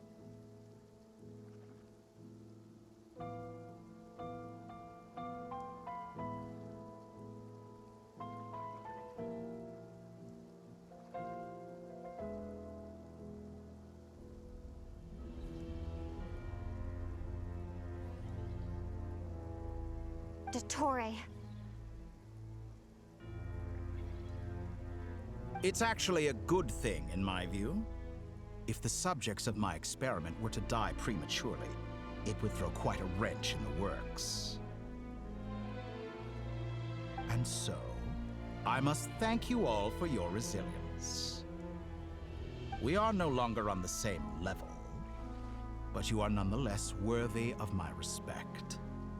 A creator god should be merciful and gracious after all.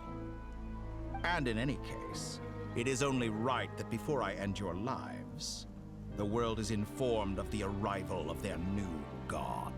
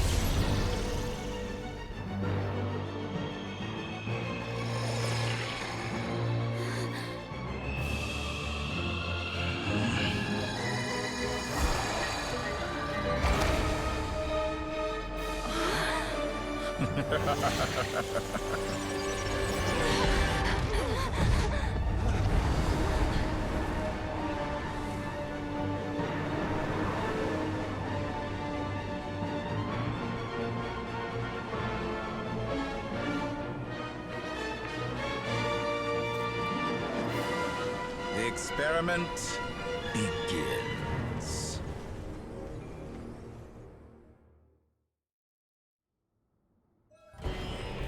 With the marrow of the three moons in my hand, behold the false moons fall!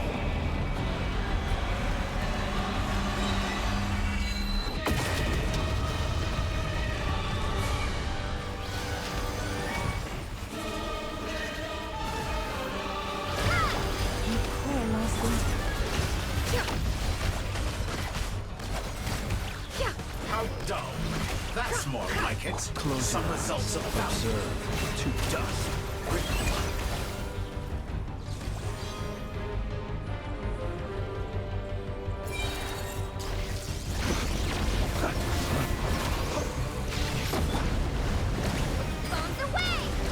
Beware the creatures of the night.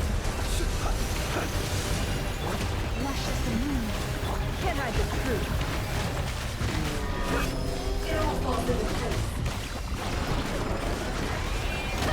The mystery unravels. Receive my blessing with one heart. Like an ant in my palm. Are you quite finished? Oh. We've been moved inside another space. And it's sealed off. Looking at the structure of it, it seems like the Tory intends to trap us here. There's no exit. Our endurance is about to be put to the test.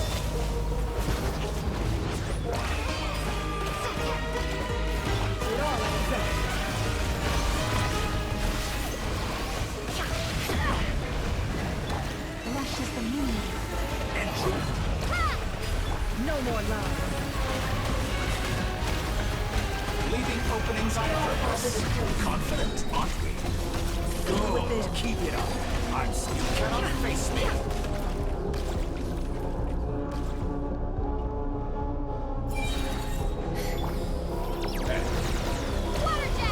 Leave this one. A grave transgression for the everlasting Like it. Some results of value. Can't hide the truth. With the marrow of the three moons in my hand, behold the false moons fall!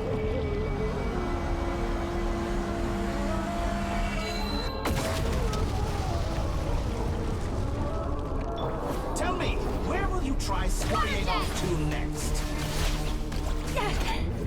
Looks like Dottore has opted for a divide and conquer strategy. But we will not allow him to triumph.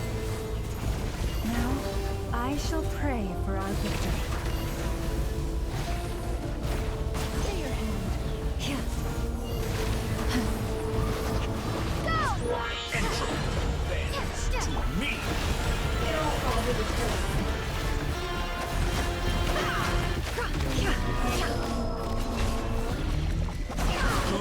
Keep it. Still collecting data.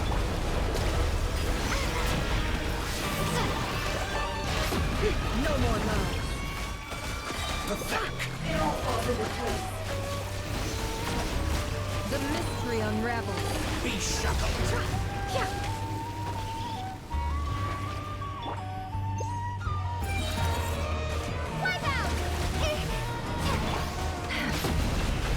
It all adds up. Moon's remnants fall. Excellent. You barely managed to touch my level. Seek within. Outdone.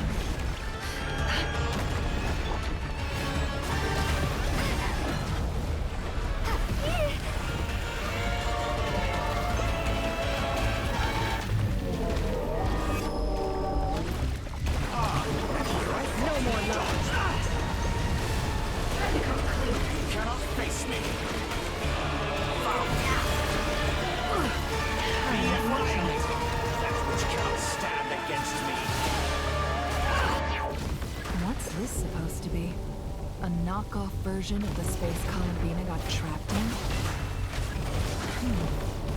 There really is no way out. We'll see about that, Dottore.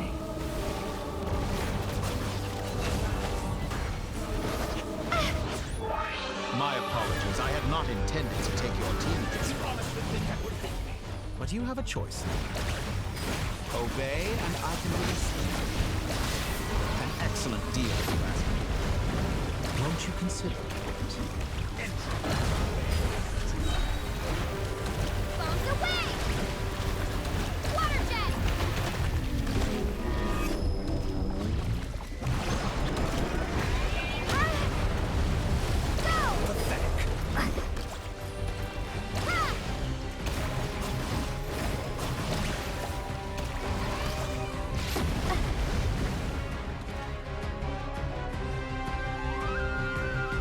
I'm aware you've been working on some little tricks to surprise me with, but it appears that none of them have come to fruition. My guess would be that you're trying to bring Columbina back. But then, where is Sandrone?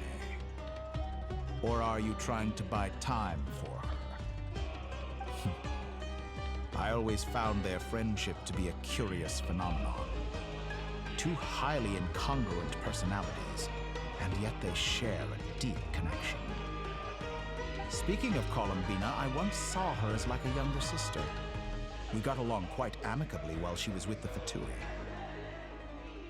But then one day she suddenly decided she would refuse to take part in any further experiments.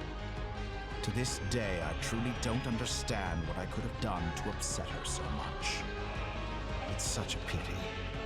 I could have had a sister, a family. But alas, she grew to dislike me. You're not fit to be family to her. That I can't deny. So many people, all obsessed with playing out the same tired old dramas.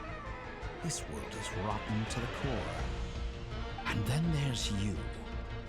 You had every opportunity to reach the right conclusion. The thought of killing you off like this?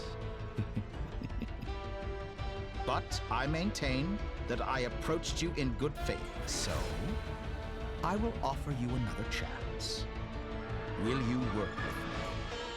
You have until I count to 10 to make your choice. 1, 2, 3. Not in a million years.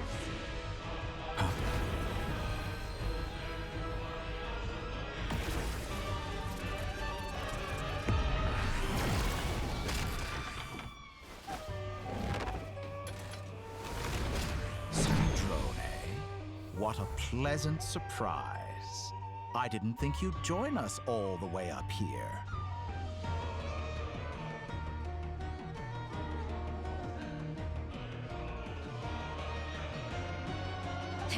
You're as sick and twisted as ever. Don't fool yourself into thinking anyone's grateful for the chances you're offering them. Sandrone, the formula hasn't finished running yet. Funnily enough, I was just discussing a collaboration opportunity with the Traveler, and then I see you, who I must say is a good example of an opportunity gone to waste. Gone to waste? I said that everyone would get one chance, and you've used yours to march right back into the lion's den. So yes, it's an utterly wasted opportunity. And what makes you think I believe a word that comes out of your mouth? I was planning on disposing of your little formula after wrapping up more urgent business here. Since you've taken the trouble of serving it to me on a silver platter, I can simply bring it forward in the schedule.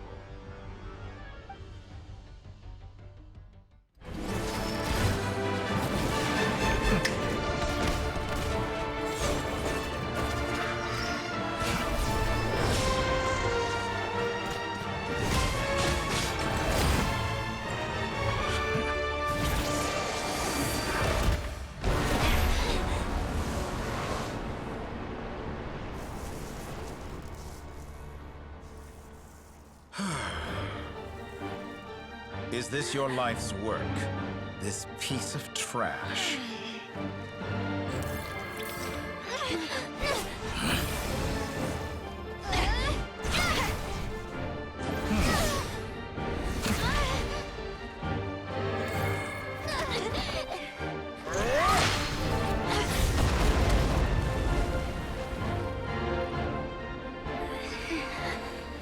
Your formula runs too slowly, Sandrone. You put your hope for success on others instead of fighting dirty. That is why you have failed. Now, whom should I slay first? Any volunteers? No one? How nice of you to leave the decision to me.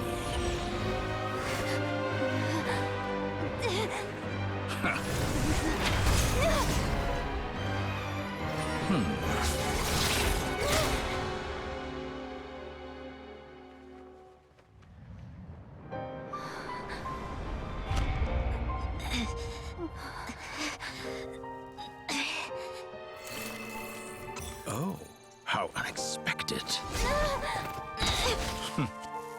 Sandrone, any last words for me, comrade?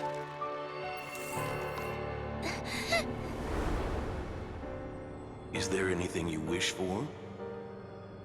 Not really. But I've always known what I don't want. Go to hell, Dottore.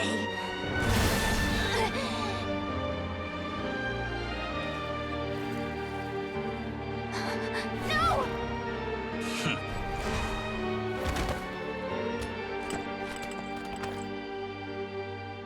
And now, you have failed.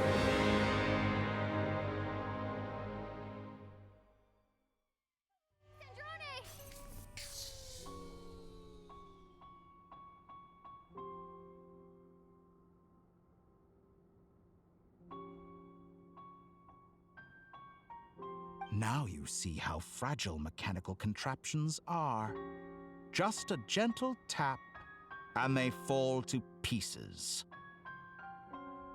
However keen of an inventor Sandrone may have been, her death spells the end of the formula that was running inside her body. Of course, I have to commend her for making it this far. As her colleague, I have to admire her stubborn tenacity. Now, it is time for you to take your place by my side.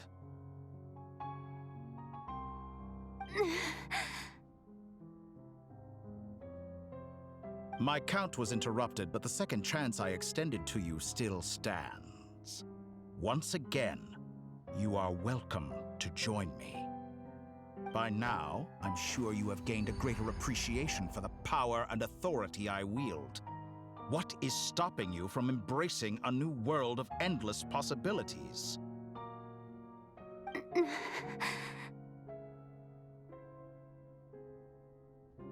Not in the mood to talk? As you wish. You seem less talkative than usual today. I'll change the topic to something more apropos. Sandrone was always like this, never trusting anyone, always so reluctant to share her research with them. Objectively speaking, she had her strengths. It is remarkable how she extracted and even optimized the world formula from so much data. But her inability to trust was her undoing. Had she allowed someone else to monitor or run the formula for her, you might still have a chance at victory even now. But regrettably, she was a stubborn fool. As much as it pains me, she had to go. Dottore. Maybe this is news to you, but people can change. Columbina surprised you when she escaped, and I think Sandrone would surprise you too. Change? You can twist the truth however you want, but I see it clear as day. You're the one who can't trust other people. Is that how you see me? By this point, what can you hope to do about it?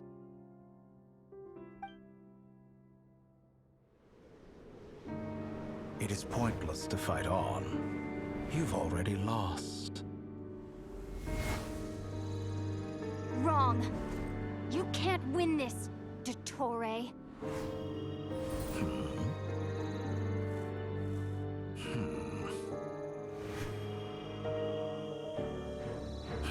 What?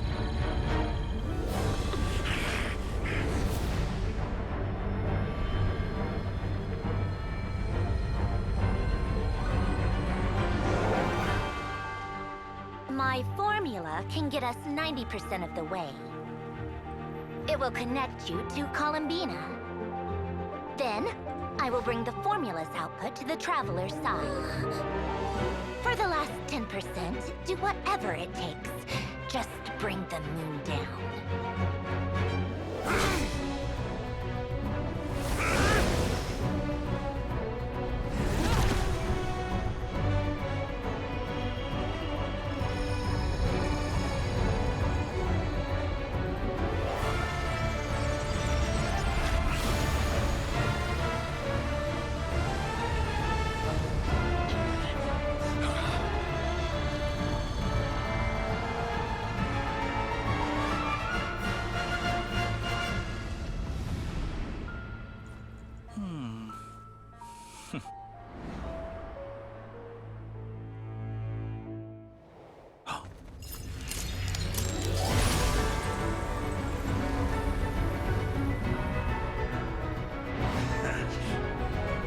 The moon will never be yours.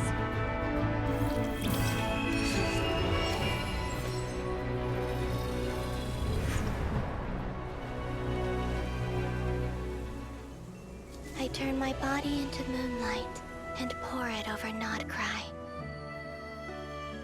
My soul, I leave here to inform my future friends. Lastly, I will hide the Trilune Authority within the Frost Moon. And when my body, soul, and authority are reunited, finally...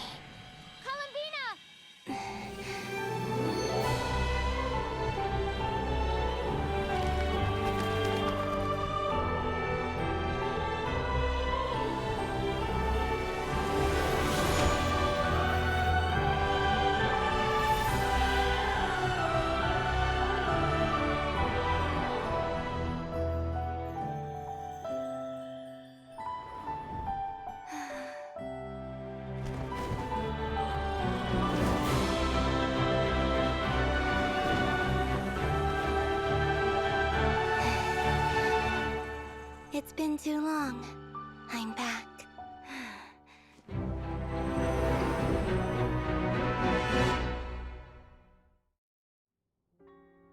Stay focused on the battle, Traveler. What a touching reunion. Though I personally find myself repulsed by the sight of weaklings huddled together for war. Now, quite finished patting yourselves on the back. Show me how long you can struggle before you drown. Watch out, Columbina! He can face itself! I know. Wait for the right moment. We'll strike together. Moon's remnants fall.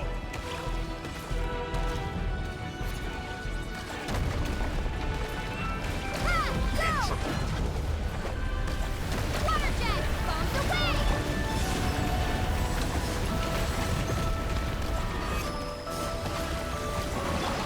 Go! Water jet! Go!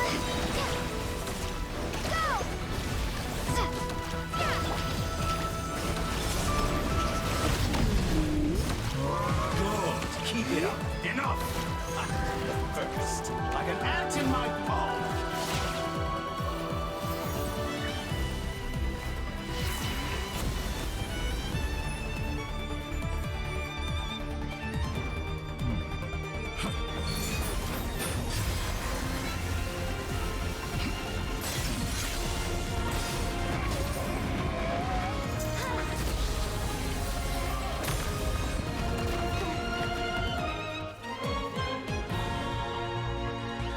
I grant you the new moon's blessing.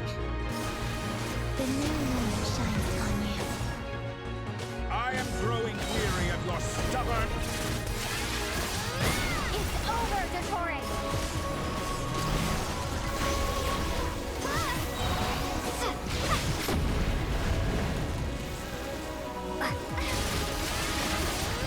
Time to pay for your No longer must the world cower in the cold night.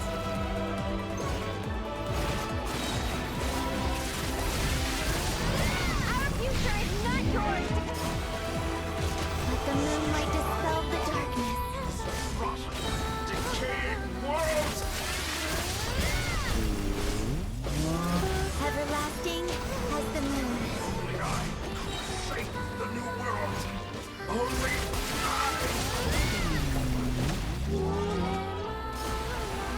Only I could have shaped the new world. Only I!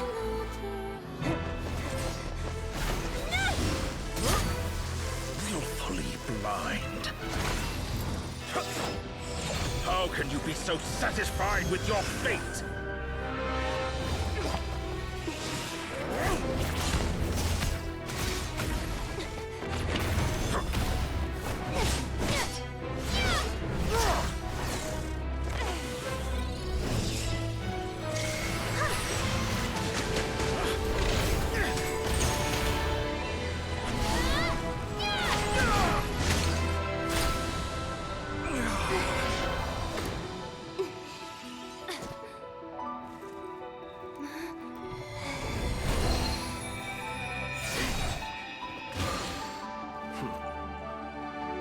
This battle was never about fate.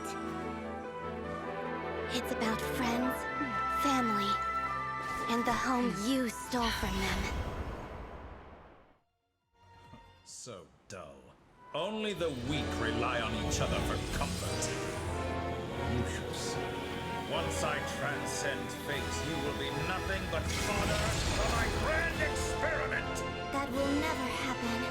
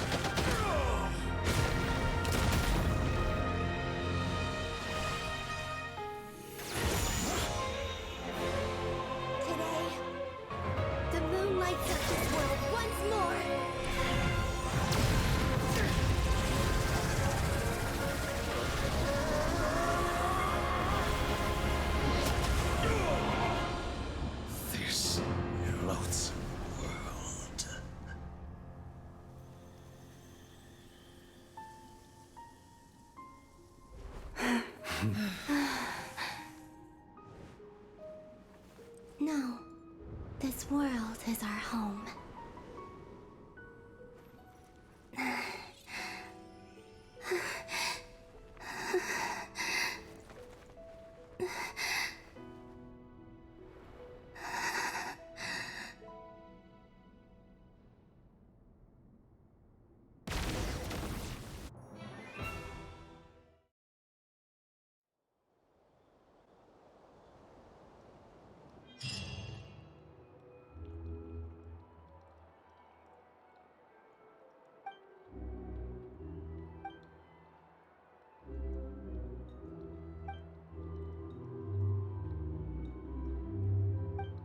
No, you're doing it wrong. The moon looks like this now.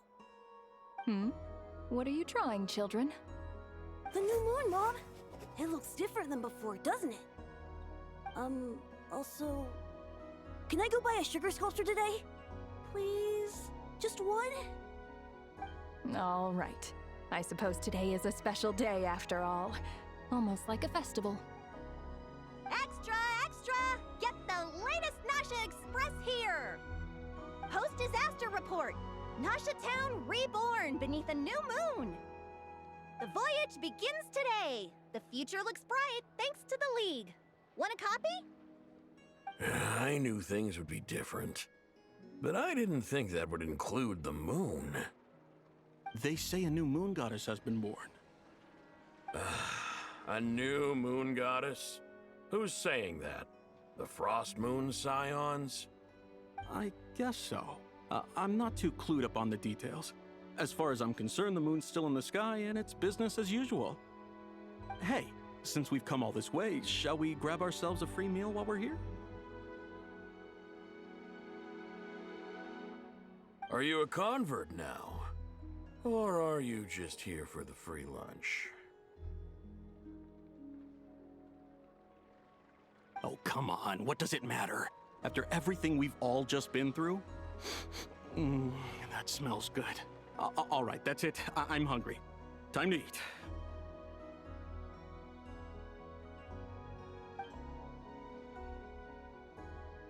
Come on! We gotta get there early, or there won't be any good spots left! Shh, keep it down. This is a residential area. What if people are still sleeping?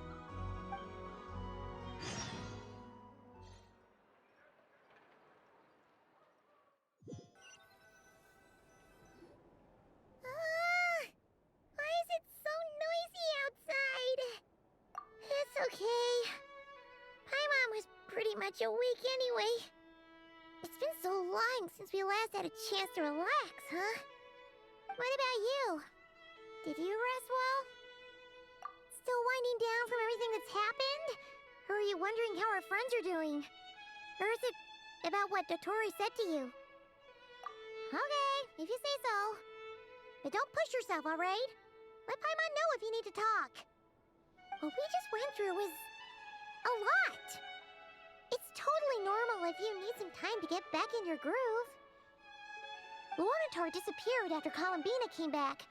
Apparently, she was part of Columbina's soul or something. Still, Paimon kind of misses Luanatar somehow. But anyway, you did great. So did Paimon. We all worked our butts off to contain this disaster, and in the end, we made it. So, chin up, Traveler. You should be proud of yourself. Hey, don't poke fun. You should be glad that Paimon's growing as a person.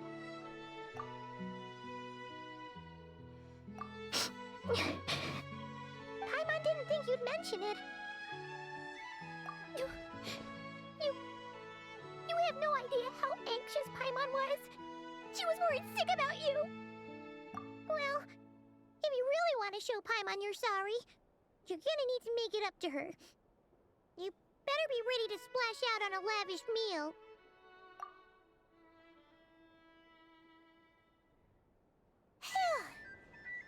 Okay. Paimon's full now. Huh? Oh, well... Hey there, Traveler and Paimon! Good morning! Morning, Yehuda! Here for some breakfast? Oh, I've already eaten. Just need some water. I was mostly worried you might forget what day it was today. So, I came over to remind you. Careful there, Paimon. Too much food will make you drowsy. Don't let anyone catch you hiding at the back and nodding off during the league meeting. You should probably be saying that to Aino.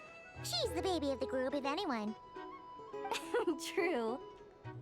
You know, I'm surprised that all these competing groups are actually coming together to try to solve things together. Definitely a first for Krai. Well, nothing like a region-wide calamity to bring people together. After that, surely even the most self-interested people have to realize that going it alone isn't worth the risk, right? Try telling Boss Neff that.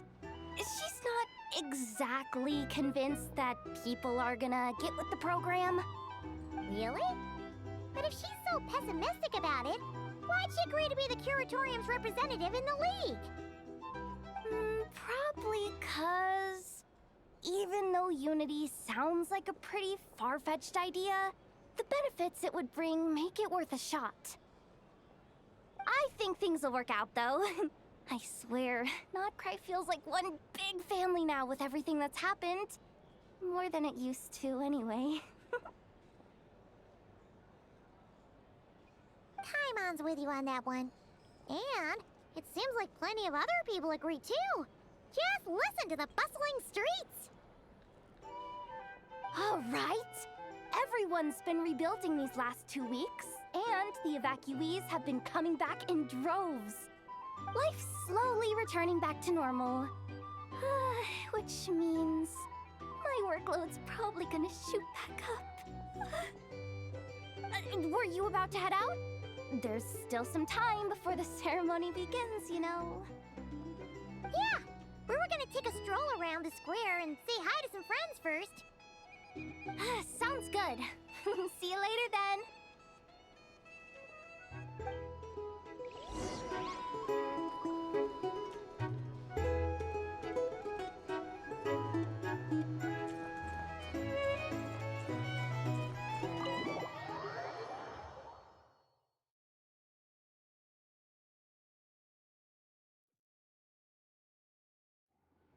Please accept today's boon. Have a nice day. Are Paimon's eyes deceiving her? Or is that Inepa handing out food for the Frost Moon Scions? Hello there. Would you like a feast of the moon along with some snacks of the day? So, what's new, Inepa? It was only a few days ago when we last saw you, but it looks like you've joined the Frost Moon Scions in that time. And Aino too?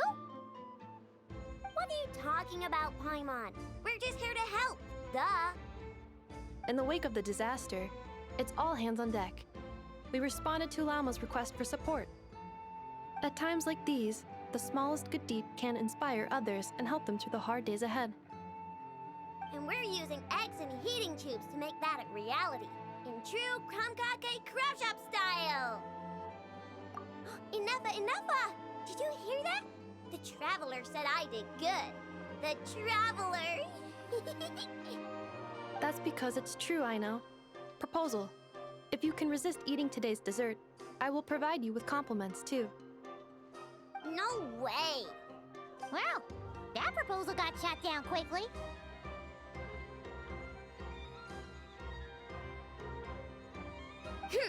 I need something to get me through the hard times too, you know. Mom! Yes, dear. Go right ahead. Excuse me. Could I take a photo with the robot lady? She helped us get safely out of Krai, and she helped us get back home too. She's the best.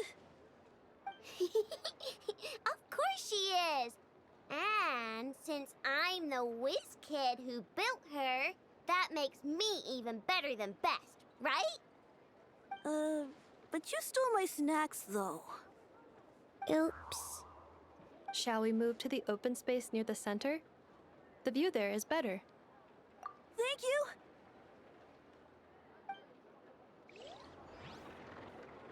Aren't you the better pick for this job, Flint? You underestimate yourself yet again, Master Ilua. Not at all. I rarely come by Nasha Town. I don't know any of the big shots here. All in good time. Socializing is a step-by-step journey. But you're much further ahead on that road, aren't you? You're not seeing the full picture. You know the truth now. My friends do not understand my habits. There is no question about it.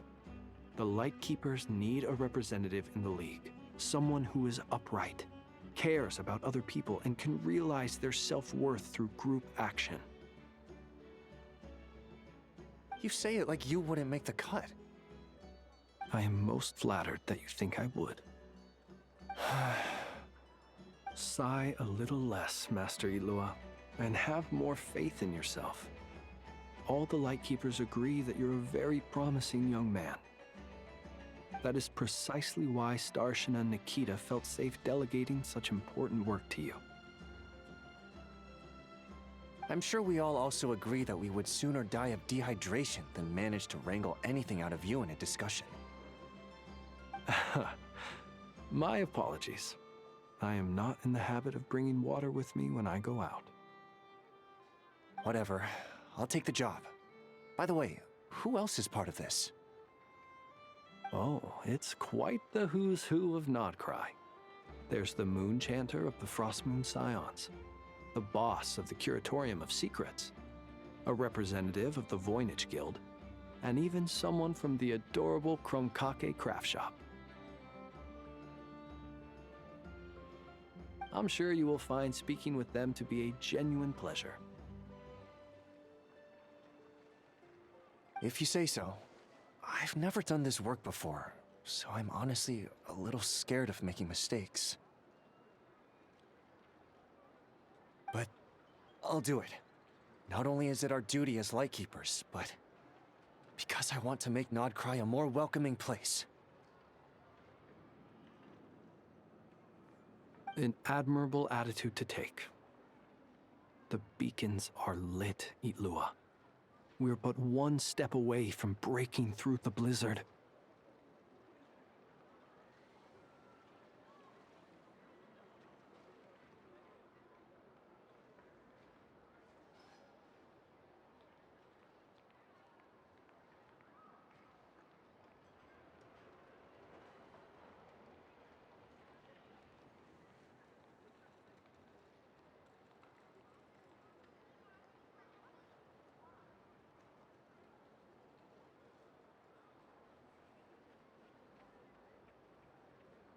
We have the chance to band together and build our shared homeland into an Elysium.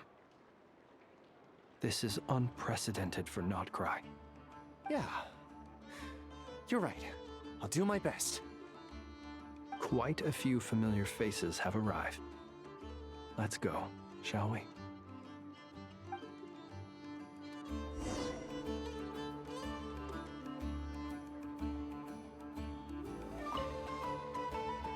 You look so cool when you fly, Miss Robot, and when you use your spear, too! And even though you took my snacks, it's pretty cool that you could build stuff like this. You've got so many inventions. It's amazing! Also... Micah, we need to go now. 1 second! Please take this Feast of the Moon, as well as some snacks. Share them with your mother and your lovely family.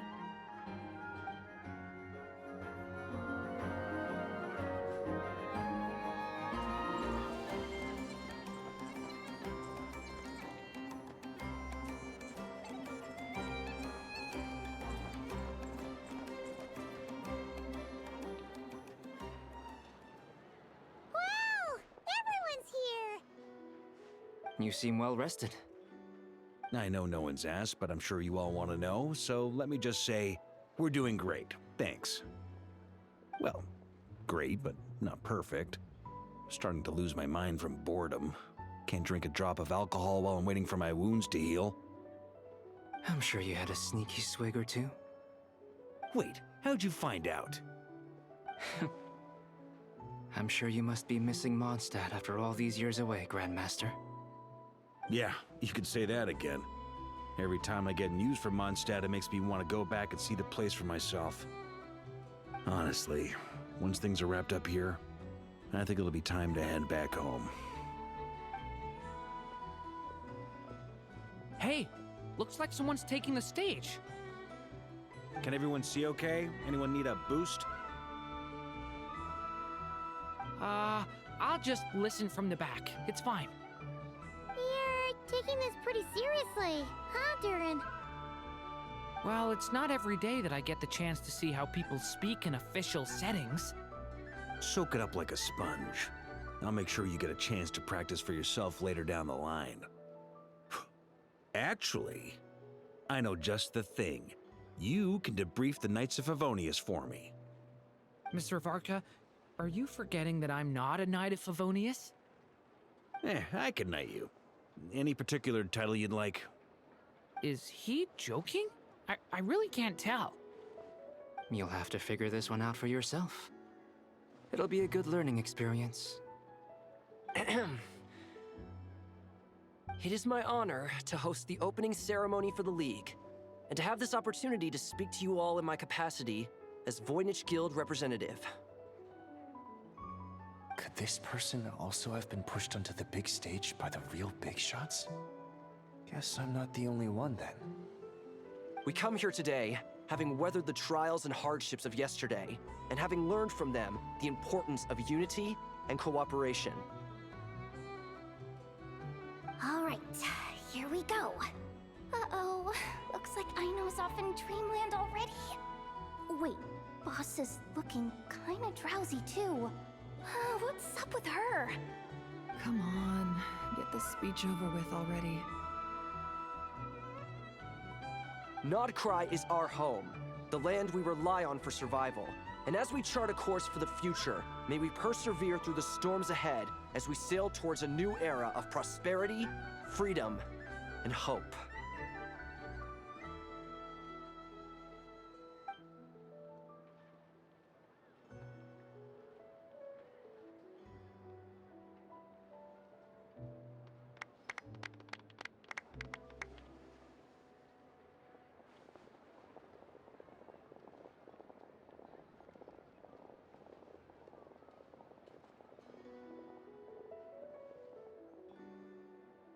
Looks like we'll have more opportunities to travel in the future.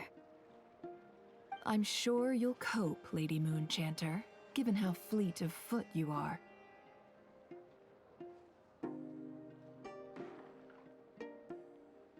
Unfortunately, I suspect I'll be too busy at the Curatorium to act as your host. We have a busy schedule, not to mention an international network of contacts to manage. That'll be all right. I'll just check your schedule with Yehoda well in advance. And if she's not available, I can simply ask Ashru. You... So giving my employees extra workload isn't enough for you? You're really going to drag my cat into this too? I thought you'd approve. Aren't you forever increasing your employees' workloads? That's a bold statement. Are all the Frostmoon Scions feeling more audacious now that your moon goddess has returned? Columbina's return has brought joy to all who care about her. That includes both you and me. As for the Frostmoon Scions, we are learning how to thrive independently, without relying on the moon goddess. It is up to us to make our home a more livable place. Joining the League is one of the steps we are trying towards that end. I like the word try. It's nice and non-committal. You can opt out at any time and still say you tried.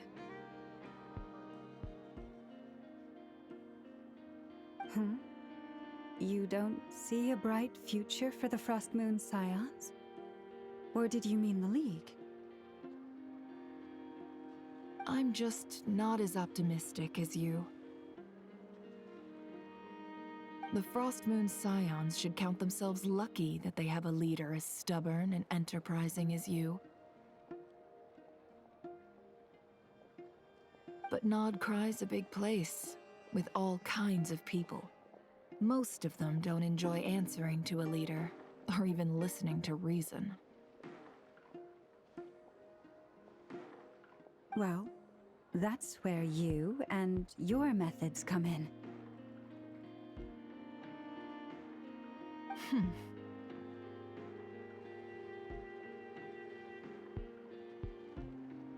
Unless the Curatorium of Secrets is only here for appearances. For now, yes. And that won't change until this venture becomes worth my while. What would make it worth your while? Getting out more than I put in. Right now, I'd barely break even, but I'll grant that it's a good start for Nod Krai. Then maybe it's worth a try. All right, you can stop now. Or do I have to join the Frost Moon Scions before you'll get off my back? You'd be very welcome to join us. Hey, you two! Congrats on all your hard work! What are you chatting about? Nefer was trying to dissuade me from adding to her employees' workload. Also, she's considering joining the Frost Moon Scions. Sorry, what? Your conversations are always the most interesting. Would you two care to join me for some tea before heading to your next destination?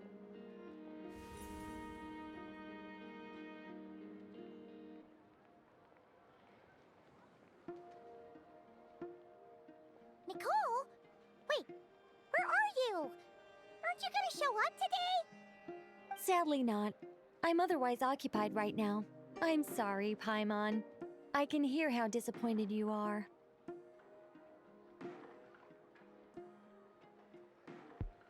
If it's any consolation, let me say that how things appear on the surface is a far cry from what they are at their core. Perhaps you'll feel better if you focus on the fact you have a special line of communication with the great mage herself.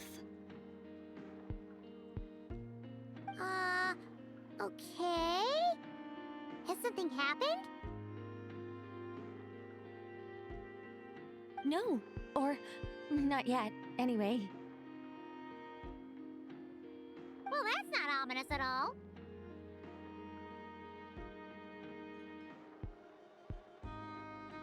Not for the time being. Just think of this as a general check-in to make sure this communication system is still running smoothly.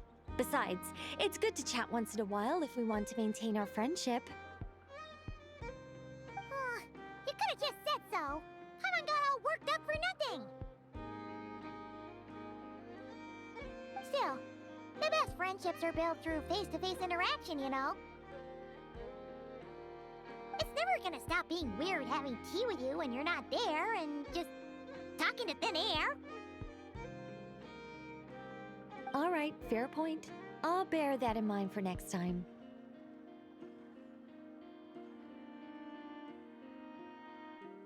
Yeah. Any update on that crisis at the world's borders?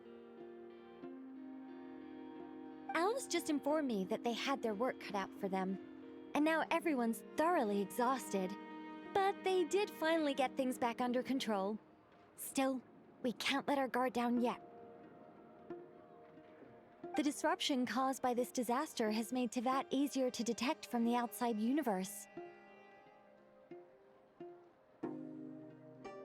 She plans to wait for things to stabilize, then reschedule her Mondstadt vacation plans.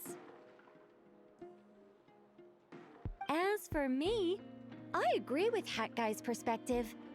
This is a time when many new variables are emerging, and the situation is changing constantly. Plus, most of this change is for the worse. We have to remain vigilant and ensure that the embers of chaos are not rekindled. I did notice that the energy in Nodcry changed somewhat after the War of Funerary Flame, but since it was still aligned with the Light Realm, I never gave it a second thought. It looks like I'll have to examine the connections between phenomena I observe more closely in the future. Just doing my duty. It's more or less second nature by now. Of course. To give you the full picture, I'd have to start with the substance from which angels were formed. Never mind. Paimon's right. Showing off my knowledge would be much more satisfying in person.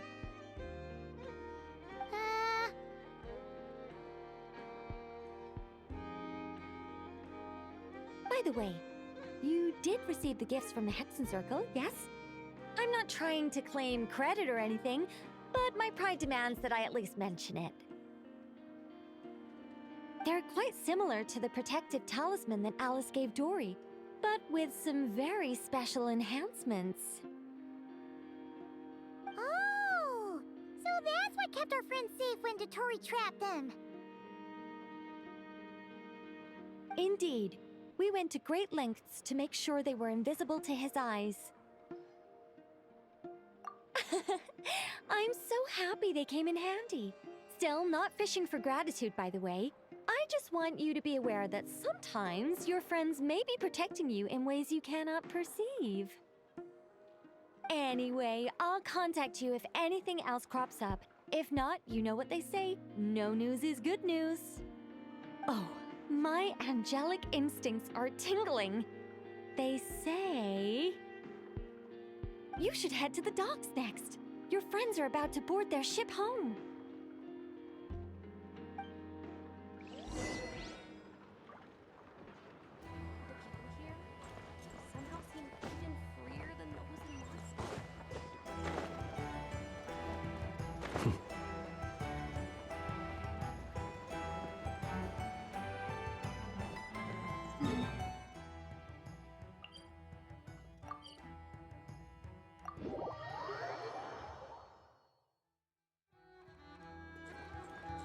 Ad Astra Abyssosk. Welcome to the Adventurers Guild.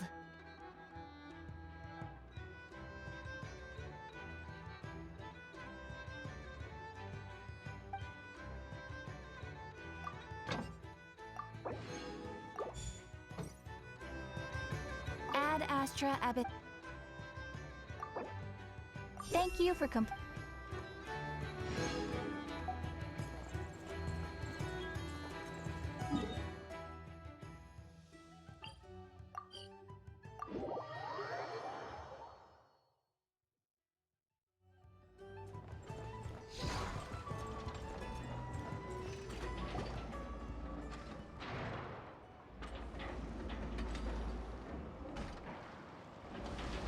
You're here.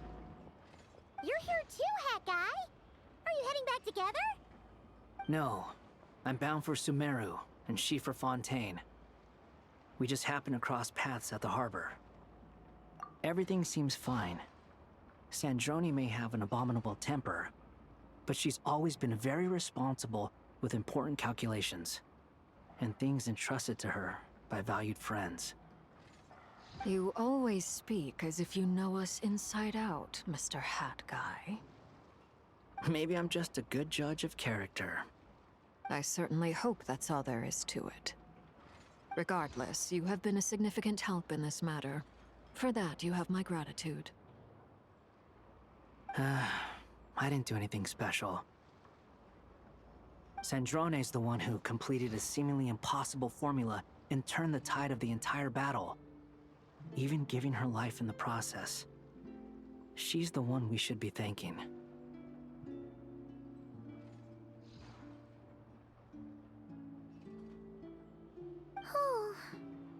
Even we were unaware that Sandrone had hidden the real formula inside Polonia's body.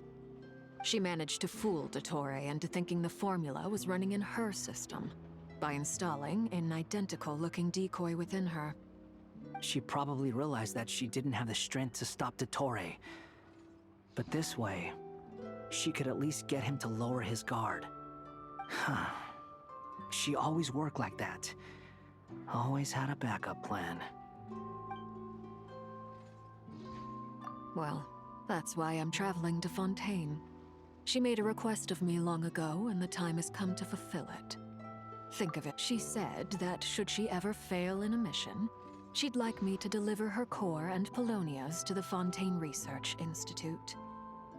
She also mentioned that she had made arrangements for people there to set her affairs in order. Some of her personal effects, such as her notes, were left to me. I've decided to take them back to the House of the Hearth, for safekeeping primarily, but also as mementos, I suppose. However, there is one book among them that I'd like to leave in your care. I'll have someone deliver it to your residence at the flagship at a later date. No, I was specifically warned not to tell her. This is her last wish, and I will abide by it. I can only hope so, but none of us here can know for certain. I bade farewell to Columbina earlier today. As promised, she turned the iridescent moon's marrow over to me. She spent a long time with Sandrone's body, saying her goodbyes. Oh, is she alright? Sandrone's passing has left a great wound in all of our hearts. But Columbina surprised me. She offered me some words of comfort before I departed. Despite being grief-stricken herself, she showed an awareness of the feelings of others around her. She never used to act like this. Clearly, she has grown. And I suspect that we have you to thank for much of the change we are seeing in her. Huh. After these recent events, the Tsaritsa has revoked the Pale Star Edict. Snezhnaya now realizes that the arrest warrant for Columbina was just a ploy by Dottore, who coveted her powers. I shall return to Krai to see her as soon as I find the time. I hope that from now on, she too will explore more of the world. Columbina Hyposelenia's journey is only beginning. My ship is here. Traveler, Paimon, we shall meet again. You too, Hat Guy. What are you still bumming around for? Isn't Columbina waiting for you? I thought today was the day you'd agreed with her to go find out the truth about your sibling. You're afraid you won't like the truth when you see it. Well, this is new. Don't say that! Wouldn't you be if you were in this situation? Fair point. But I'd say I have more experience facing up to unpleasant truths than the Traveler. They say blood's thicker than water. I know how much you need your family back. More than you need any of your friends. And I'm sure that all your real friends understand that too. No matter what the truth turns out to be, they will stick by you and support you, whatever decision you make. Finding the truth is important. But more important still is what you choose to do once you've found it. At least, that's the life lesson I've learned from my experience, grappling with the truth. What? Now that Dottore's dead and gone? A little, I guess. But it hasn't solved everything. Maybe I regret not getting to end his life with my own hands. Or maybe it's something else. But for whatever reason, I still feel like I have a chip on my shoulder. Either way, I'm going back to Sumeru. Lesser Lord Kusanali is gonna need help dealing with all the chaos Dottore left in his wake. You should continue with your journey, as you've always done. Who knows? Maybe we'll meet again someplace else.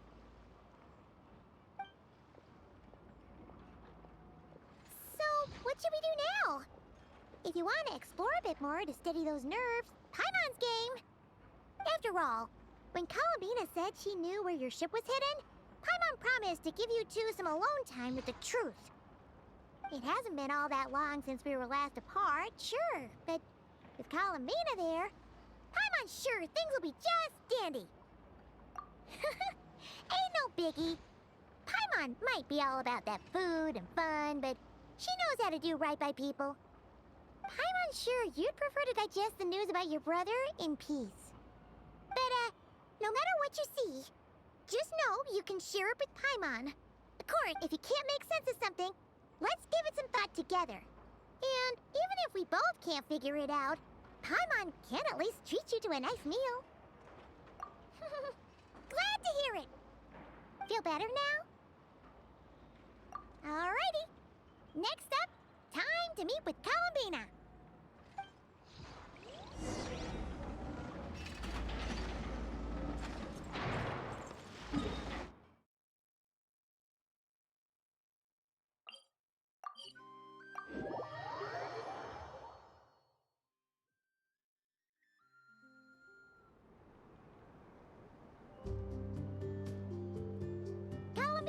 We're here! Can't quite believe we're meeting out here. We've gotten used to walking over to Silver Moon Hall whenever we go see you. Well, you're still welcome to go there whenever you want to see me. It's just, now that it's all over, I've decided to make some changes. Try and fit in with the Frost Moon Scions, like Lama suggested. The older generation are still timid around me. They don't dare get too close, and they bow their heads when I walk by. But things are much better with the children. I see more curiosity in their eyes. Hopefully, by the time the next Moon Prayer Night comes around, I can enjoy the festival with them as myself, without having to pretend that I'm only dressed up as the Moon Goddess. You'll do fine, Columbina! Paimon's sure they'll realize you're super nice once they get to know you better. You really think so? When we first met, you thought I was a little up in the clouds. We were just starting out then, come on! So Lama told you, huh? I'm only teasing. I know that I have you to thank for pulling me back down to solid ground. It feels good to finally stand firm on the earth where I was born.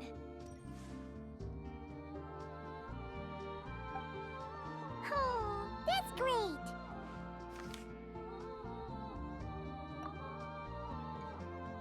Thank you. I'll make sure not to lose it this time. Well then, are you ready? Ether, what happened to our spaceship back then? Why did you leave? It's time to learn the truth at last. I'm ready as I'll ever be. Good. Then let me open the way for you.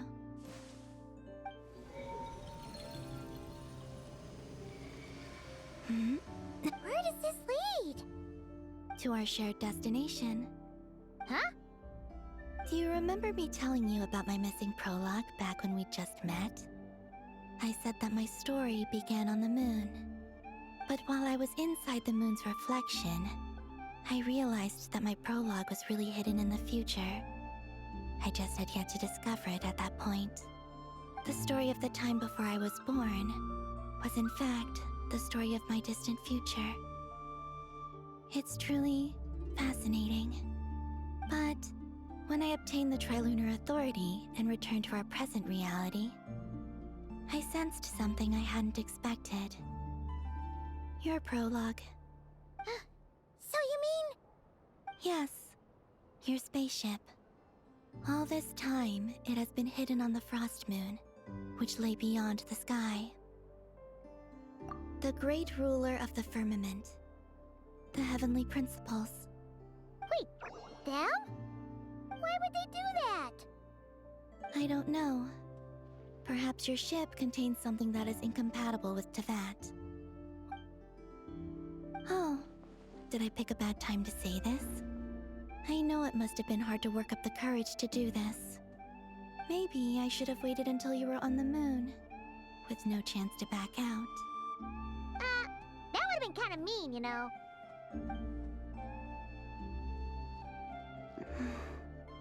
Take me there. Oh? Whatever is hiding in that ship, it belongs to me and Ether. Those memories belong to us. No one else has the right to decide whether I should or shouldn't know about it. Not even the heavenly principles. Very well. Then let's go. Yeah, you two take care, alright? And don't forget to come back soon! Rest assured, Paimon. We will.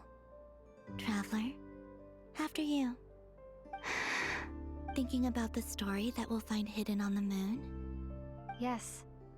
And hoping that it has a happy ending. Stories like that don't exist, you know?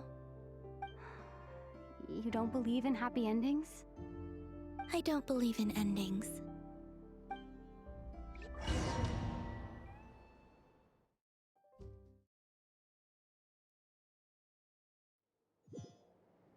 Where am I? This is the pathway I built between Teyvat and the Frost Moon. The moon is very far away from us, so it could be a long journey.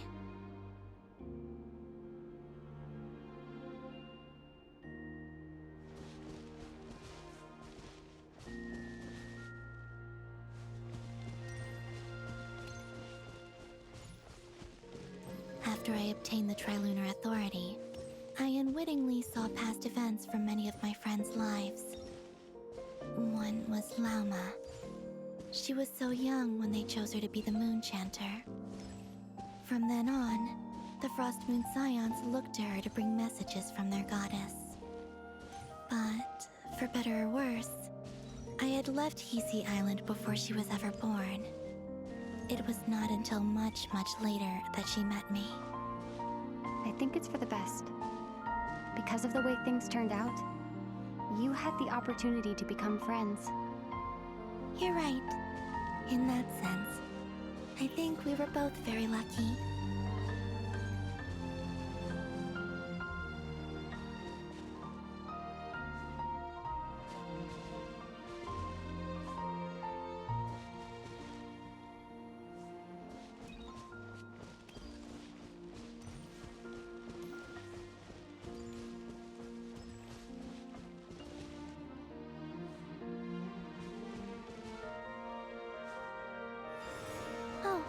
And about that mage, Nicole. I only recently learned that she has lived in Teyvat since the time of the Three Moon Sisters. The Moon Goddesses always had a good relationship with the angels. I suppose our friendship continues that tradition.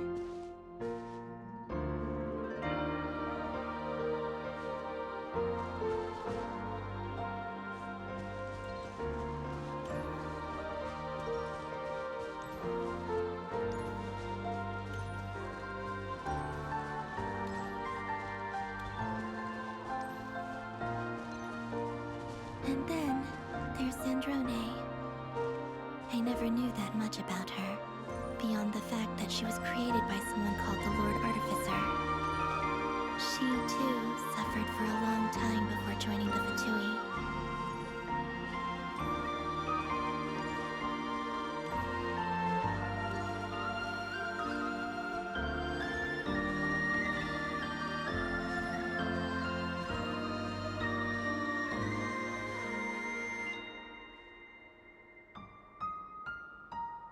How I wish I could talk to her again, even if only to hear her say nasty things to me.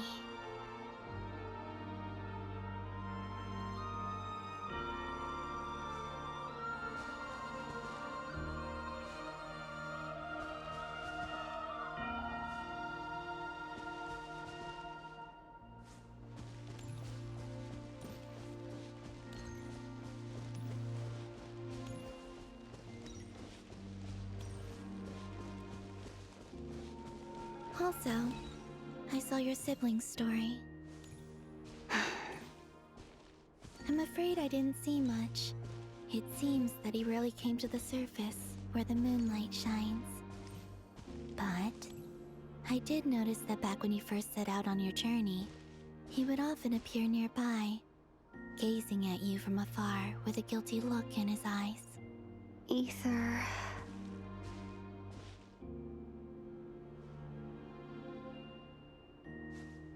Let us speak no more of the past. I probably shouldn't reveal so much about my friends. It's not my place. Let the moonlight carry us forth. We are very close now.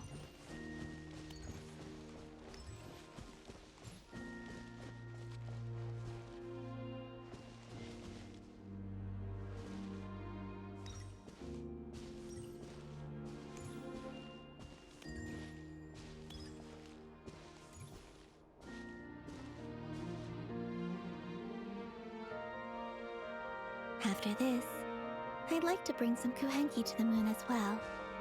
If they're willing, of course. What about your other friends? Will you bring them to visit too? Certainly. But I'll need to tidy the place up first. This home hasn't received any guests in a long, long time.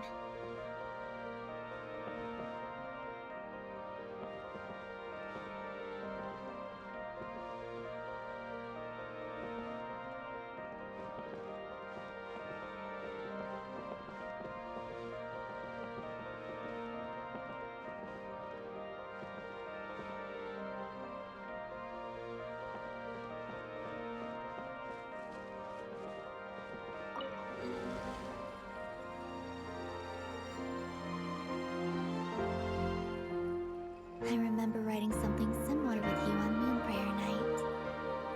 I believe it was called... Dodoko's Whirligig. Yes, that was it. You asked me if I was afraid to return to the moon, and I said that I was. The idea that I had gained something precious, only to lose it so quickly. That frightened me. But I'm not afraid anymore. Besides, this time, we're traveling together.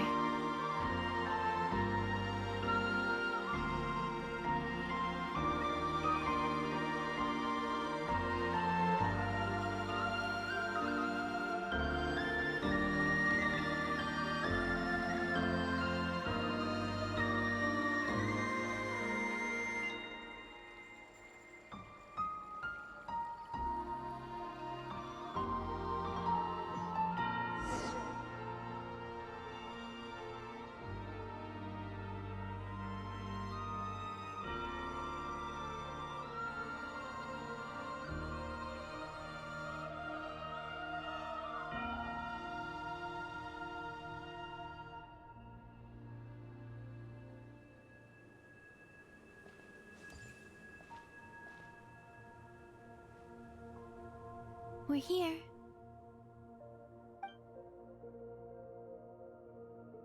Over there.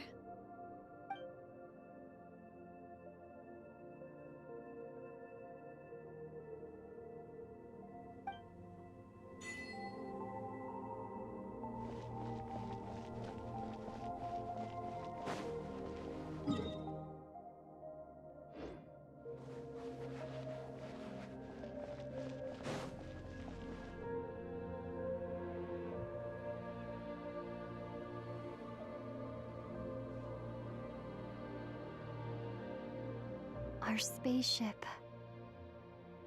It's huge. I suppose that the moon is the only place one could hide it. It'll be alright. Huh?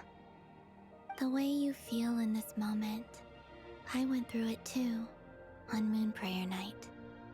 The door was right in front of me, but I struggled to find the courage to step through. Solitude for me once meant living a life in which even I was absent. Before I met you, that was the only life I knew. But that night, solitude meant throwing away the life I had gained after meeting all of you. Oh, Columbina. Go. Retrieve the part of your life that was once lost.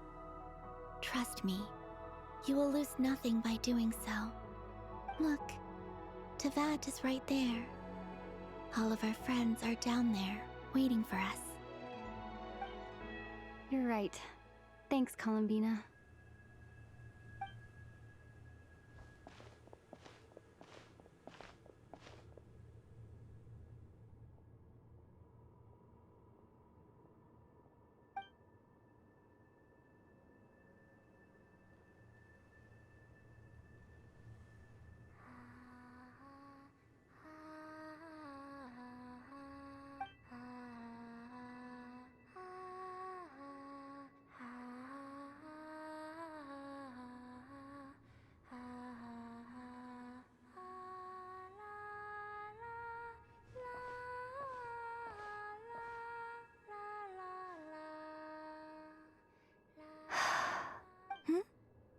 Finished? Yeah. Why did you take your eye mask off?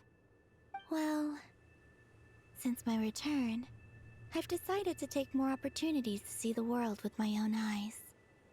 Besides, I've always wondered how Tevat looks from the moon. And what do you think? It's beautiful. I could spend a whole day here just gazing at it. What about you? What do you think of the truth you found? I haven't looked at another person's expression in a long time, but I think yours is saying it was neither good nor bad. Keep this up, and it won't be long before you give Nefer a run for her money. Oh, I don't think that's going to happen. I'm much more used to sensing what's going on around me with Kuvaki. I think I'll save my eyes for seeing special moments I really want to remember. I read the spaceship's flight logs. I always assumed that this was my first time in Tevat. I thought that Ether and I must have been hibernating in space for centuries on end. But the logs show that our spaceship flew over the skies of Tevat once before. A long, long time ago. Flew over? So you didn't land? No. The ship barely came to a stop before flying on again. After that, it continued traveling through space for a long time. Some of the data is corrupted, but I suspect that it kept flying for thousands of years. It was only after that that the ship made a forced landing in Krai. When Ether found me, he came from outside the ship. Could this mean that he left the ship long before I did? Maybe even during our first pass over Tevat? Are you alright? Yes. I can feel that the truth is coming together, one small piece at a time. I remember Ether telling me that when he first arrived in Conria, he could not recall the past. So this might be something that even he doesn't know. Here, I made some space for you. Your mind must be racing, and this seems like the perfect place to relax and clear your head. Oh, wait, there's one more thing. What is it?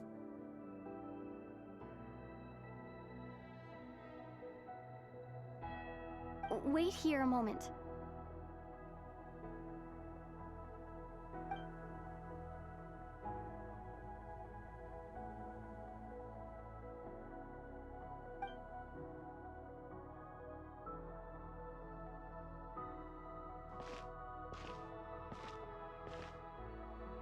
Hey, Columbina.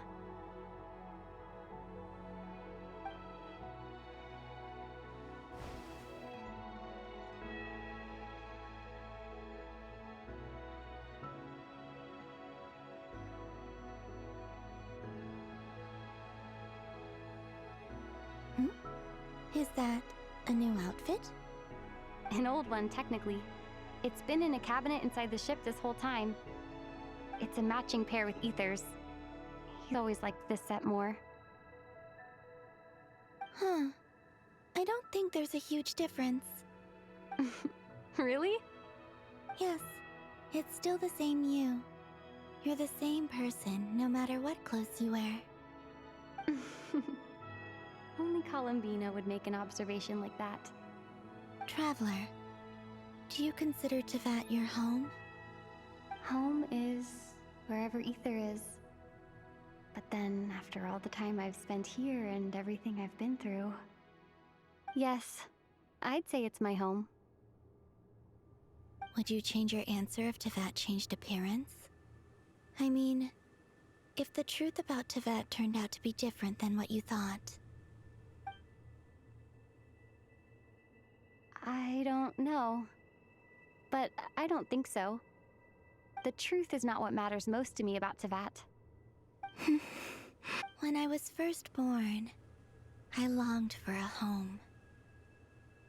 And when you get something before you're mature enough to understand the world, You just take it at face value. I thought that a home was a transaction. You give me what I want, and I'll do the same for you. But you and your friends taught me what a true home should look like. You never asked for anything, yet you gave so generously to me. That's because your friendship matters to us. It was worth it.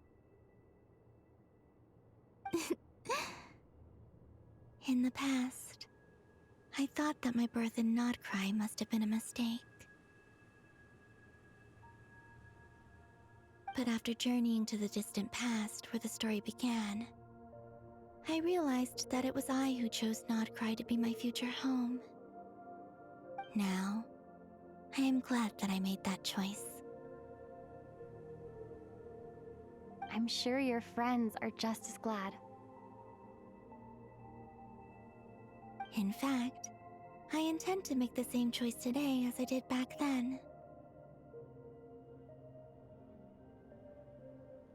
What do you mean?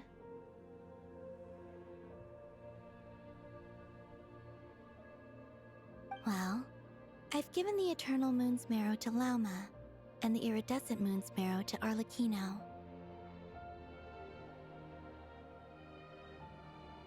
And now, I shall return my Kuvagi to Krai again, that it may continue to protect my chosen home. Wait, but what about your body?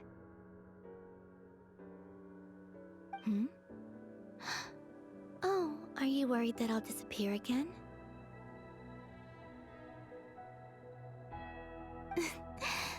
I won't.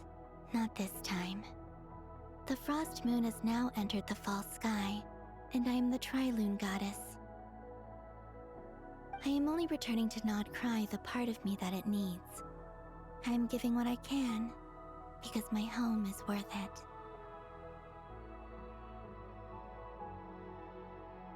Oh, and I have something for you, too. For me?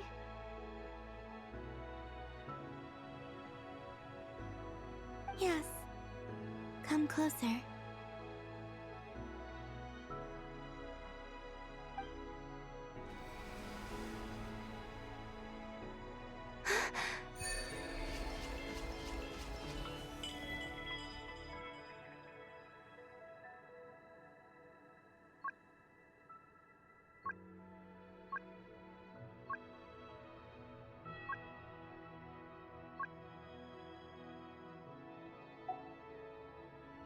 What was that? I lifted some of the restrictions this world placed on you. I trust this will help in your future adventures.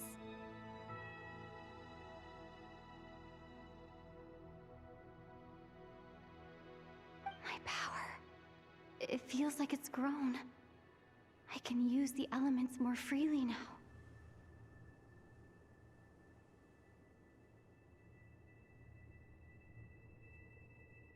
Thank you. This will be a great help. You're welcome. I see you as family, and after everything you've done for me, In fact, no. It's not because I owe you. It's because you're worth it. Here. This flower is for you.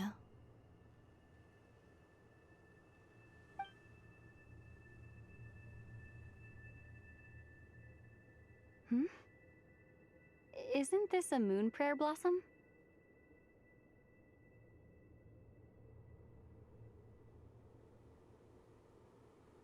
Yes. Don't worry. You will never see these flowers lose their color again. I'm finally discovering the joy of giving. How I wish I'd learned this sooner. Hey, better late than never.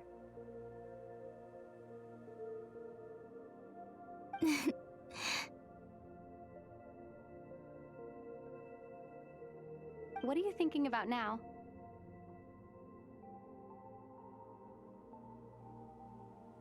Why don't you take a guess? You get one shot. I don't think I'll get it in one guess, but I'm sure it's a happy thought. That's kind of a sneaky answer. I can't say you got it wrong. Down into that, the moon seems so far away. I felt it might always lie beyond my reach. But on the moon, everything feels so close by.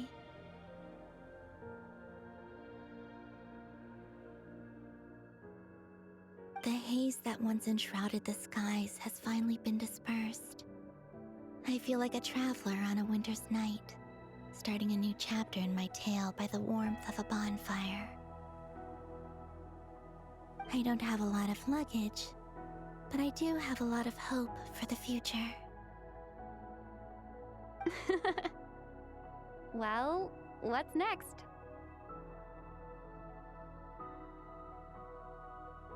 Next,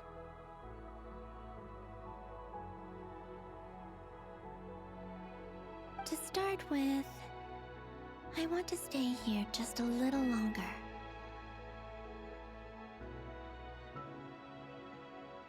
After that, let's return home and continue our journey.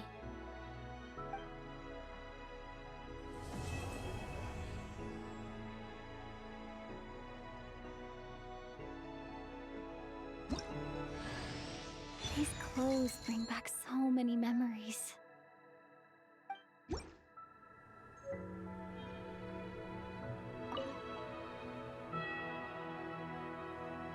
The journey goes on, for you and for me.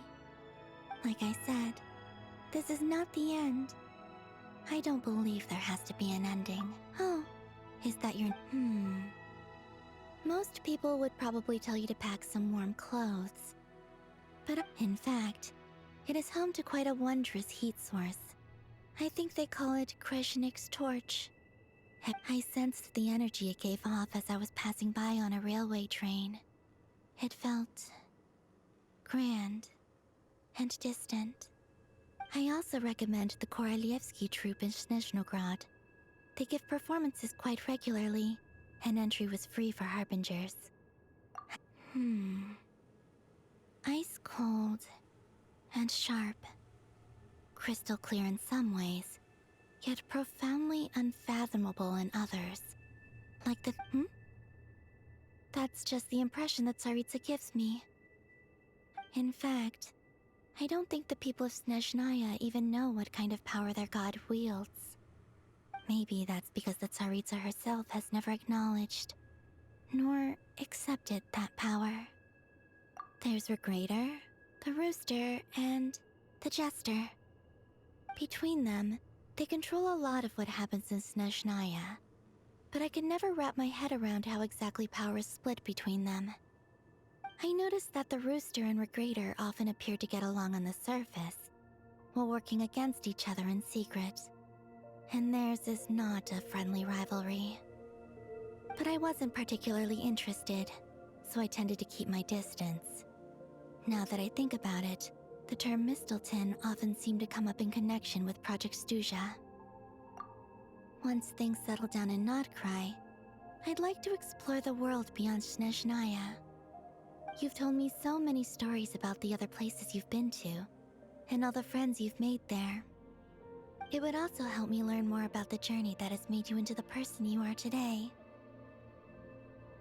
Okay. As you continue on your journey, don't forget to gaze up at the moon once in a while. It shall cast down its true moonlight, connecting us in truth.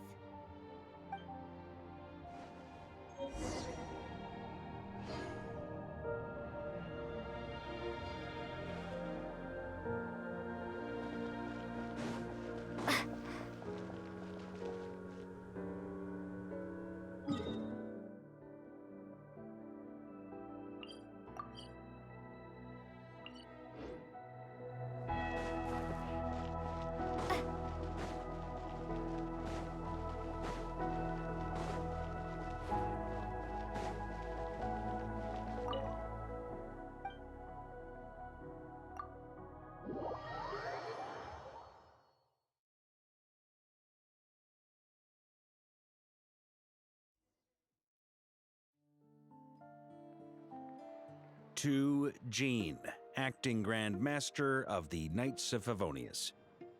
Ugh, this preamble is such a pain to write. It's probably high time we got rid of this acting business. I trust that Dern has updated you all on recent events. Hope we didn't worry you too much.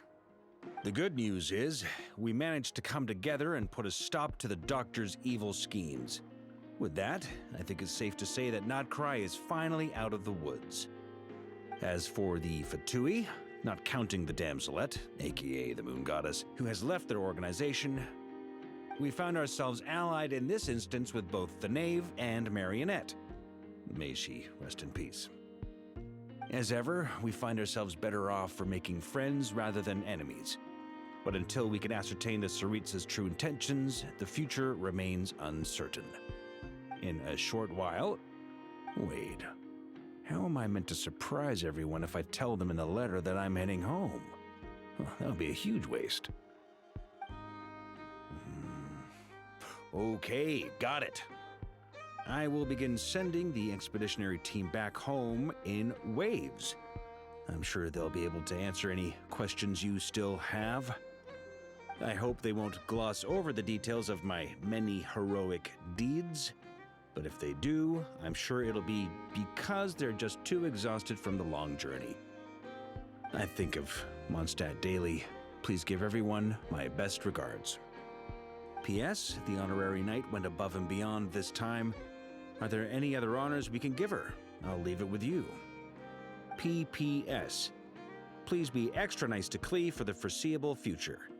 I cashed in on the last favor that the Hexen Circle owed us, so we need to earn some more goodwill. If there's any serious problems, feel free to stick me in solitary confinement when I get back. I'll do the time for her. Whew. And that, as they say, is all she wrote. End of an era. And with the moon shining down brighter than ever, I think everyone is going to sleep well tonight.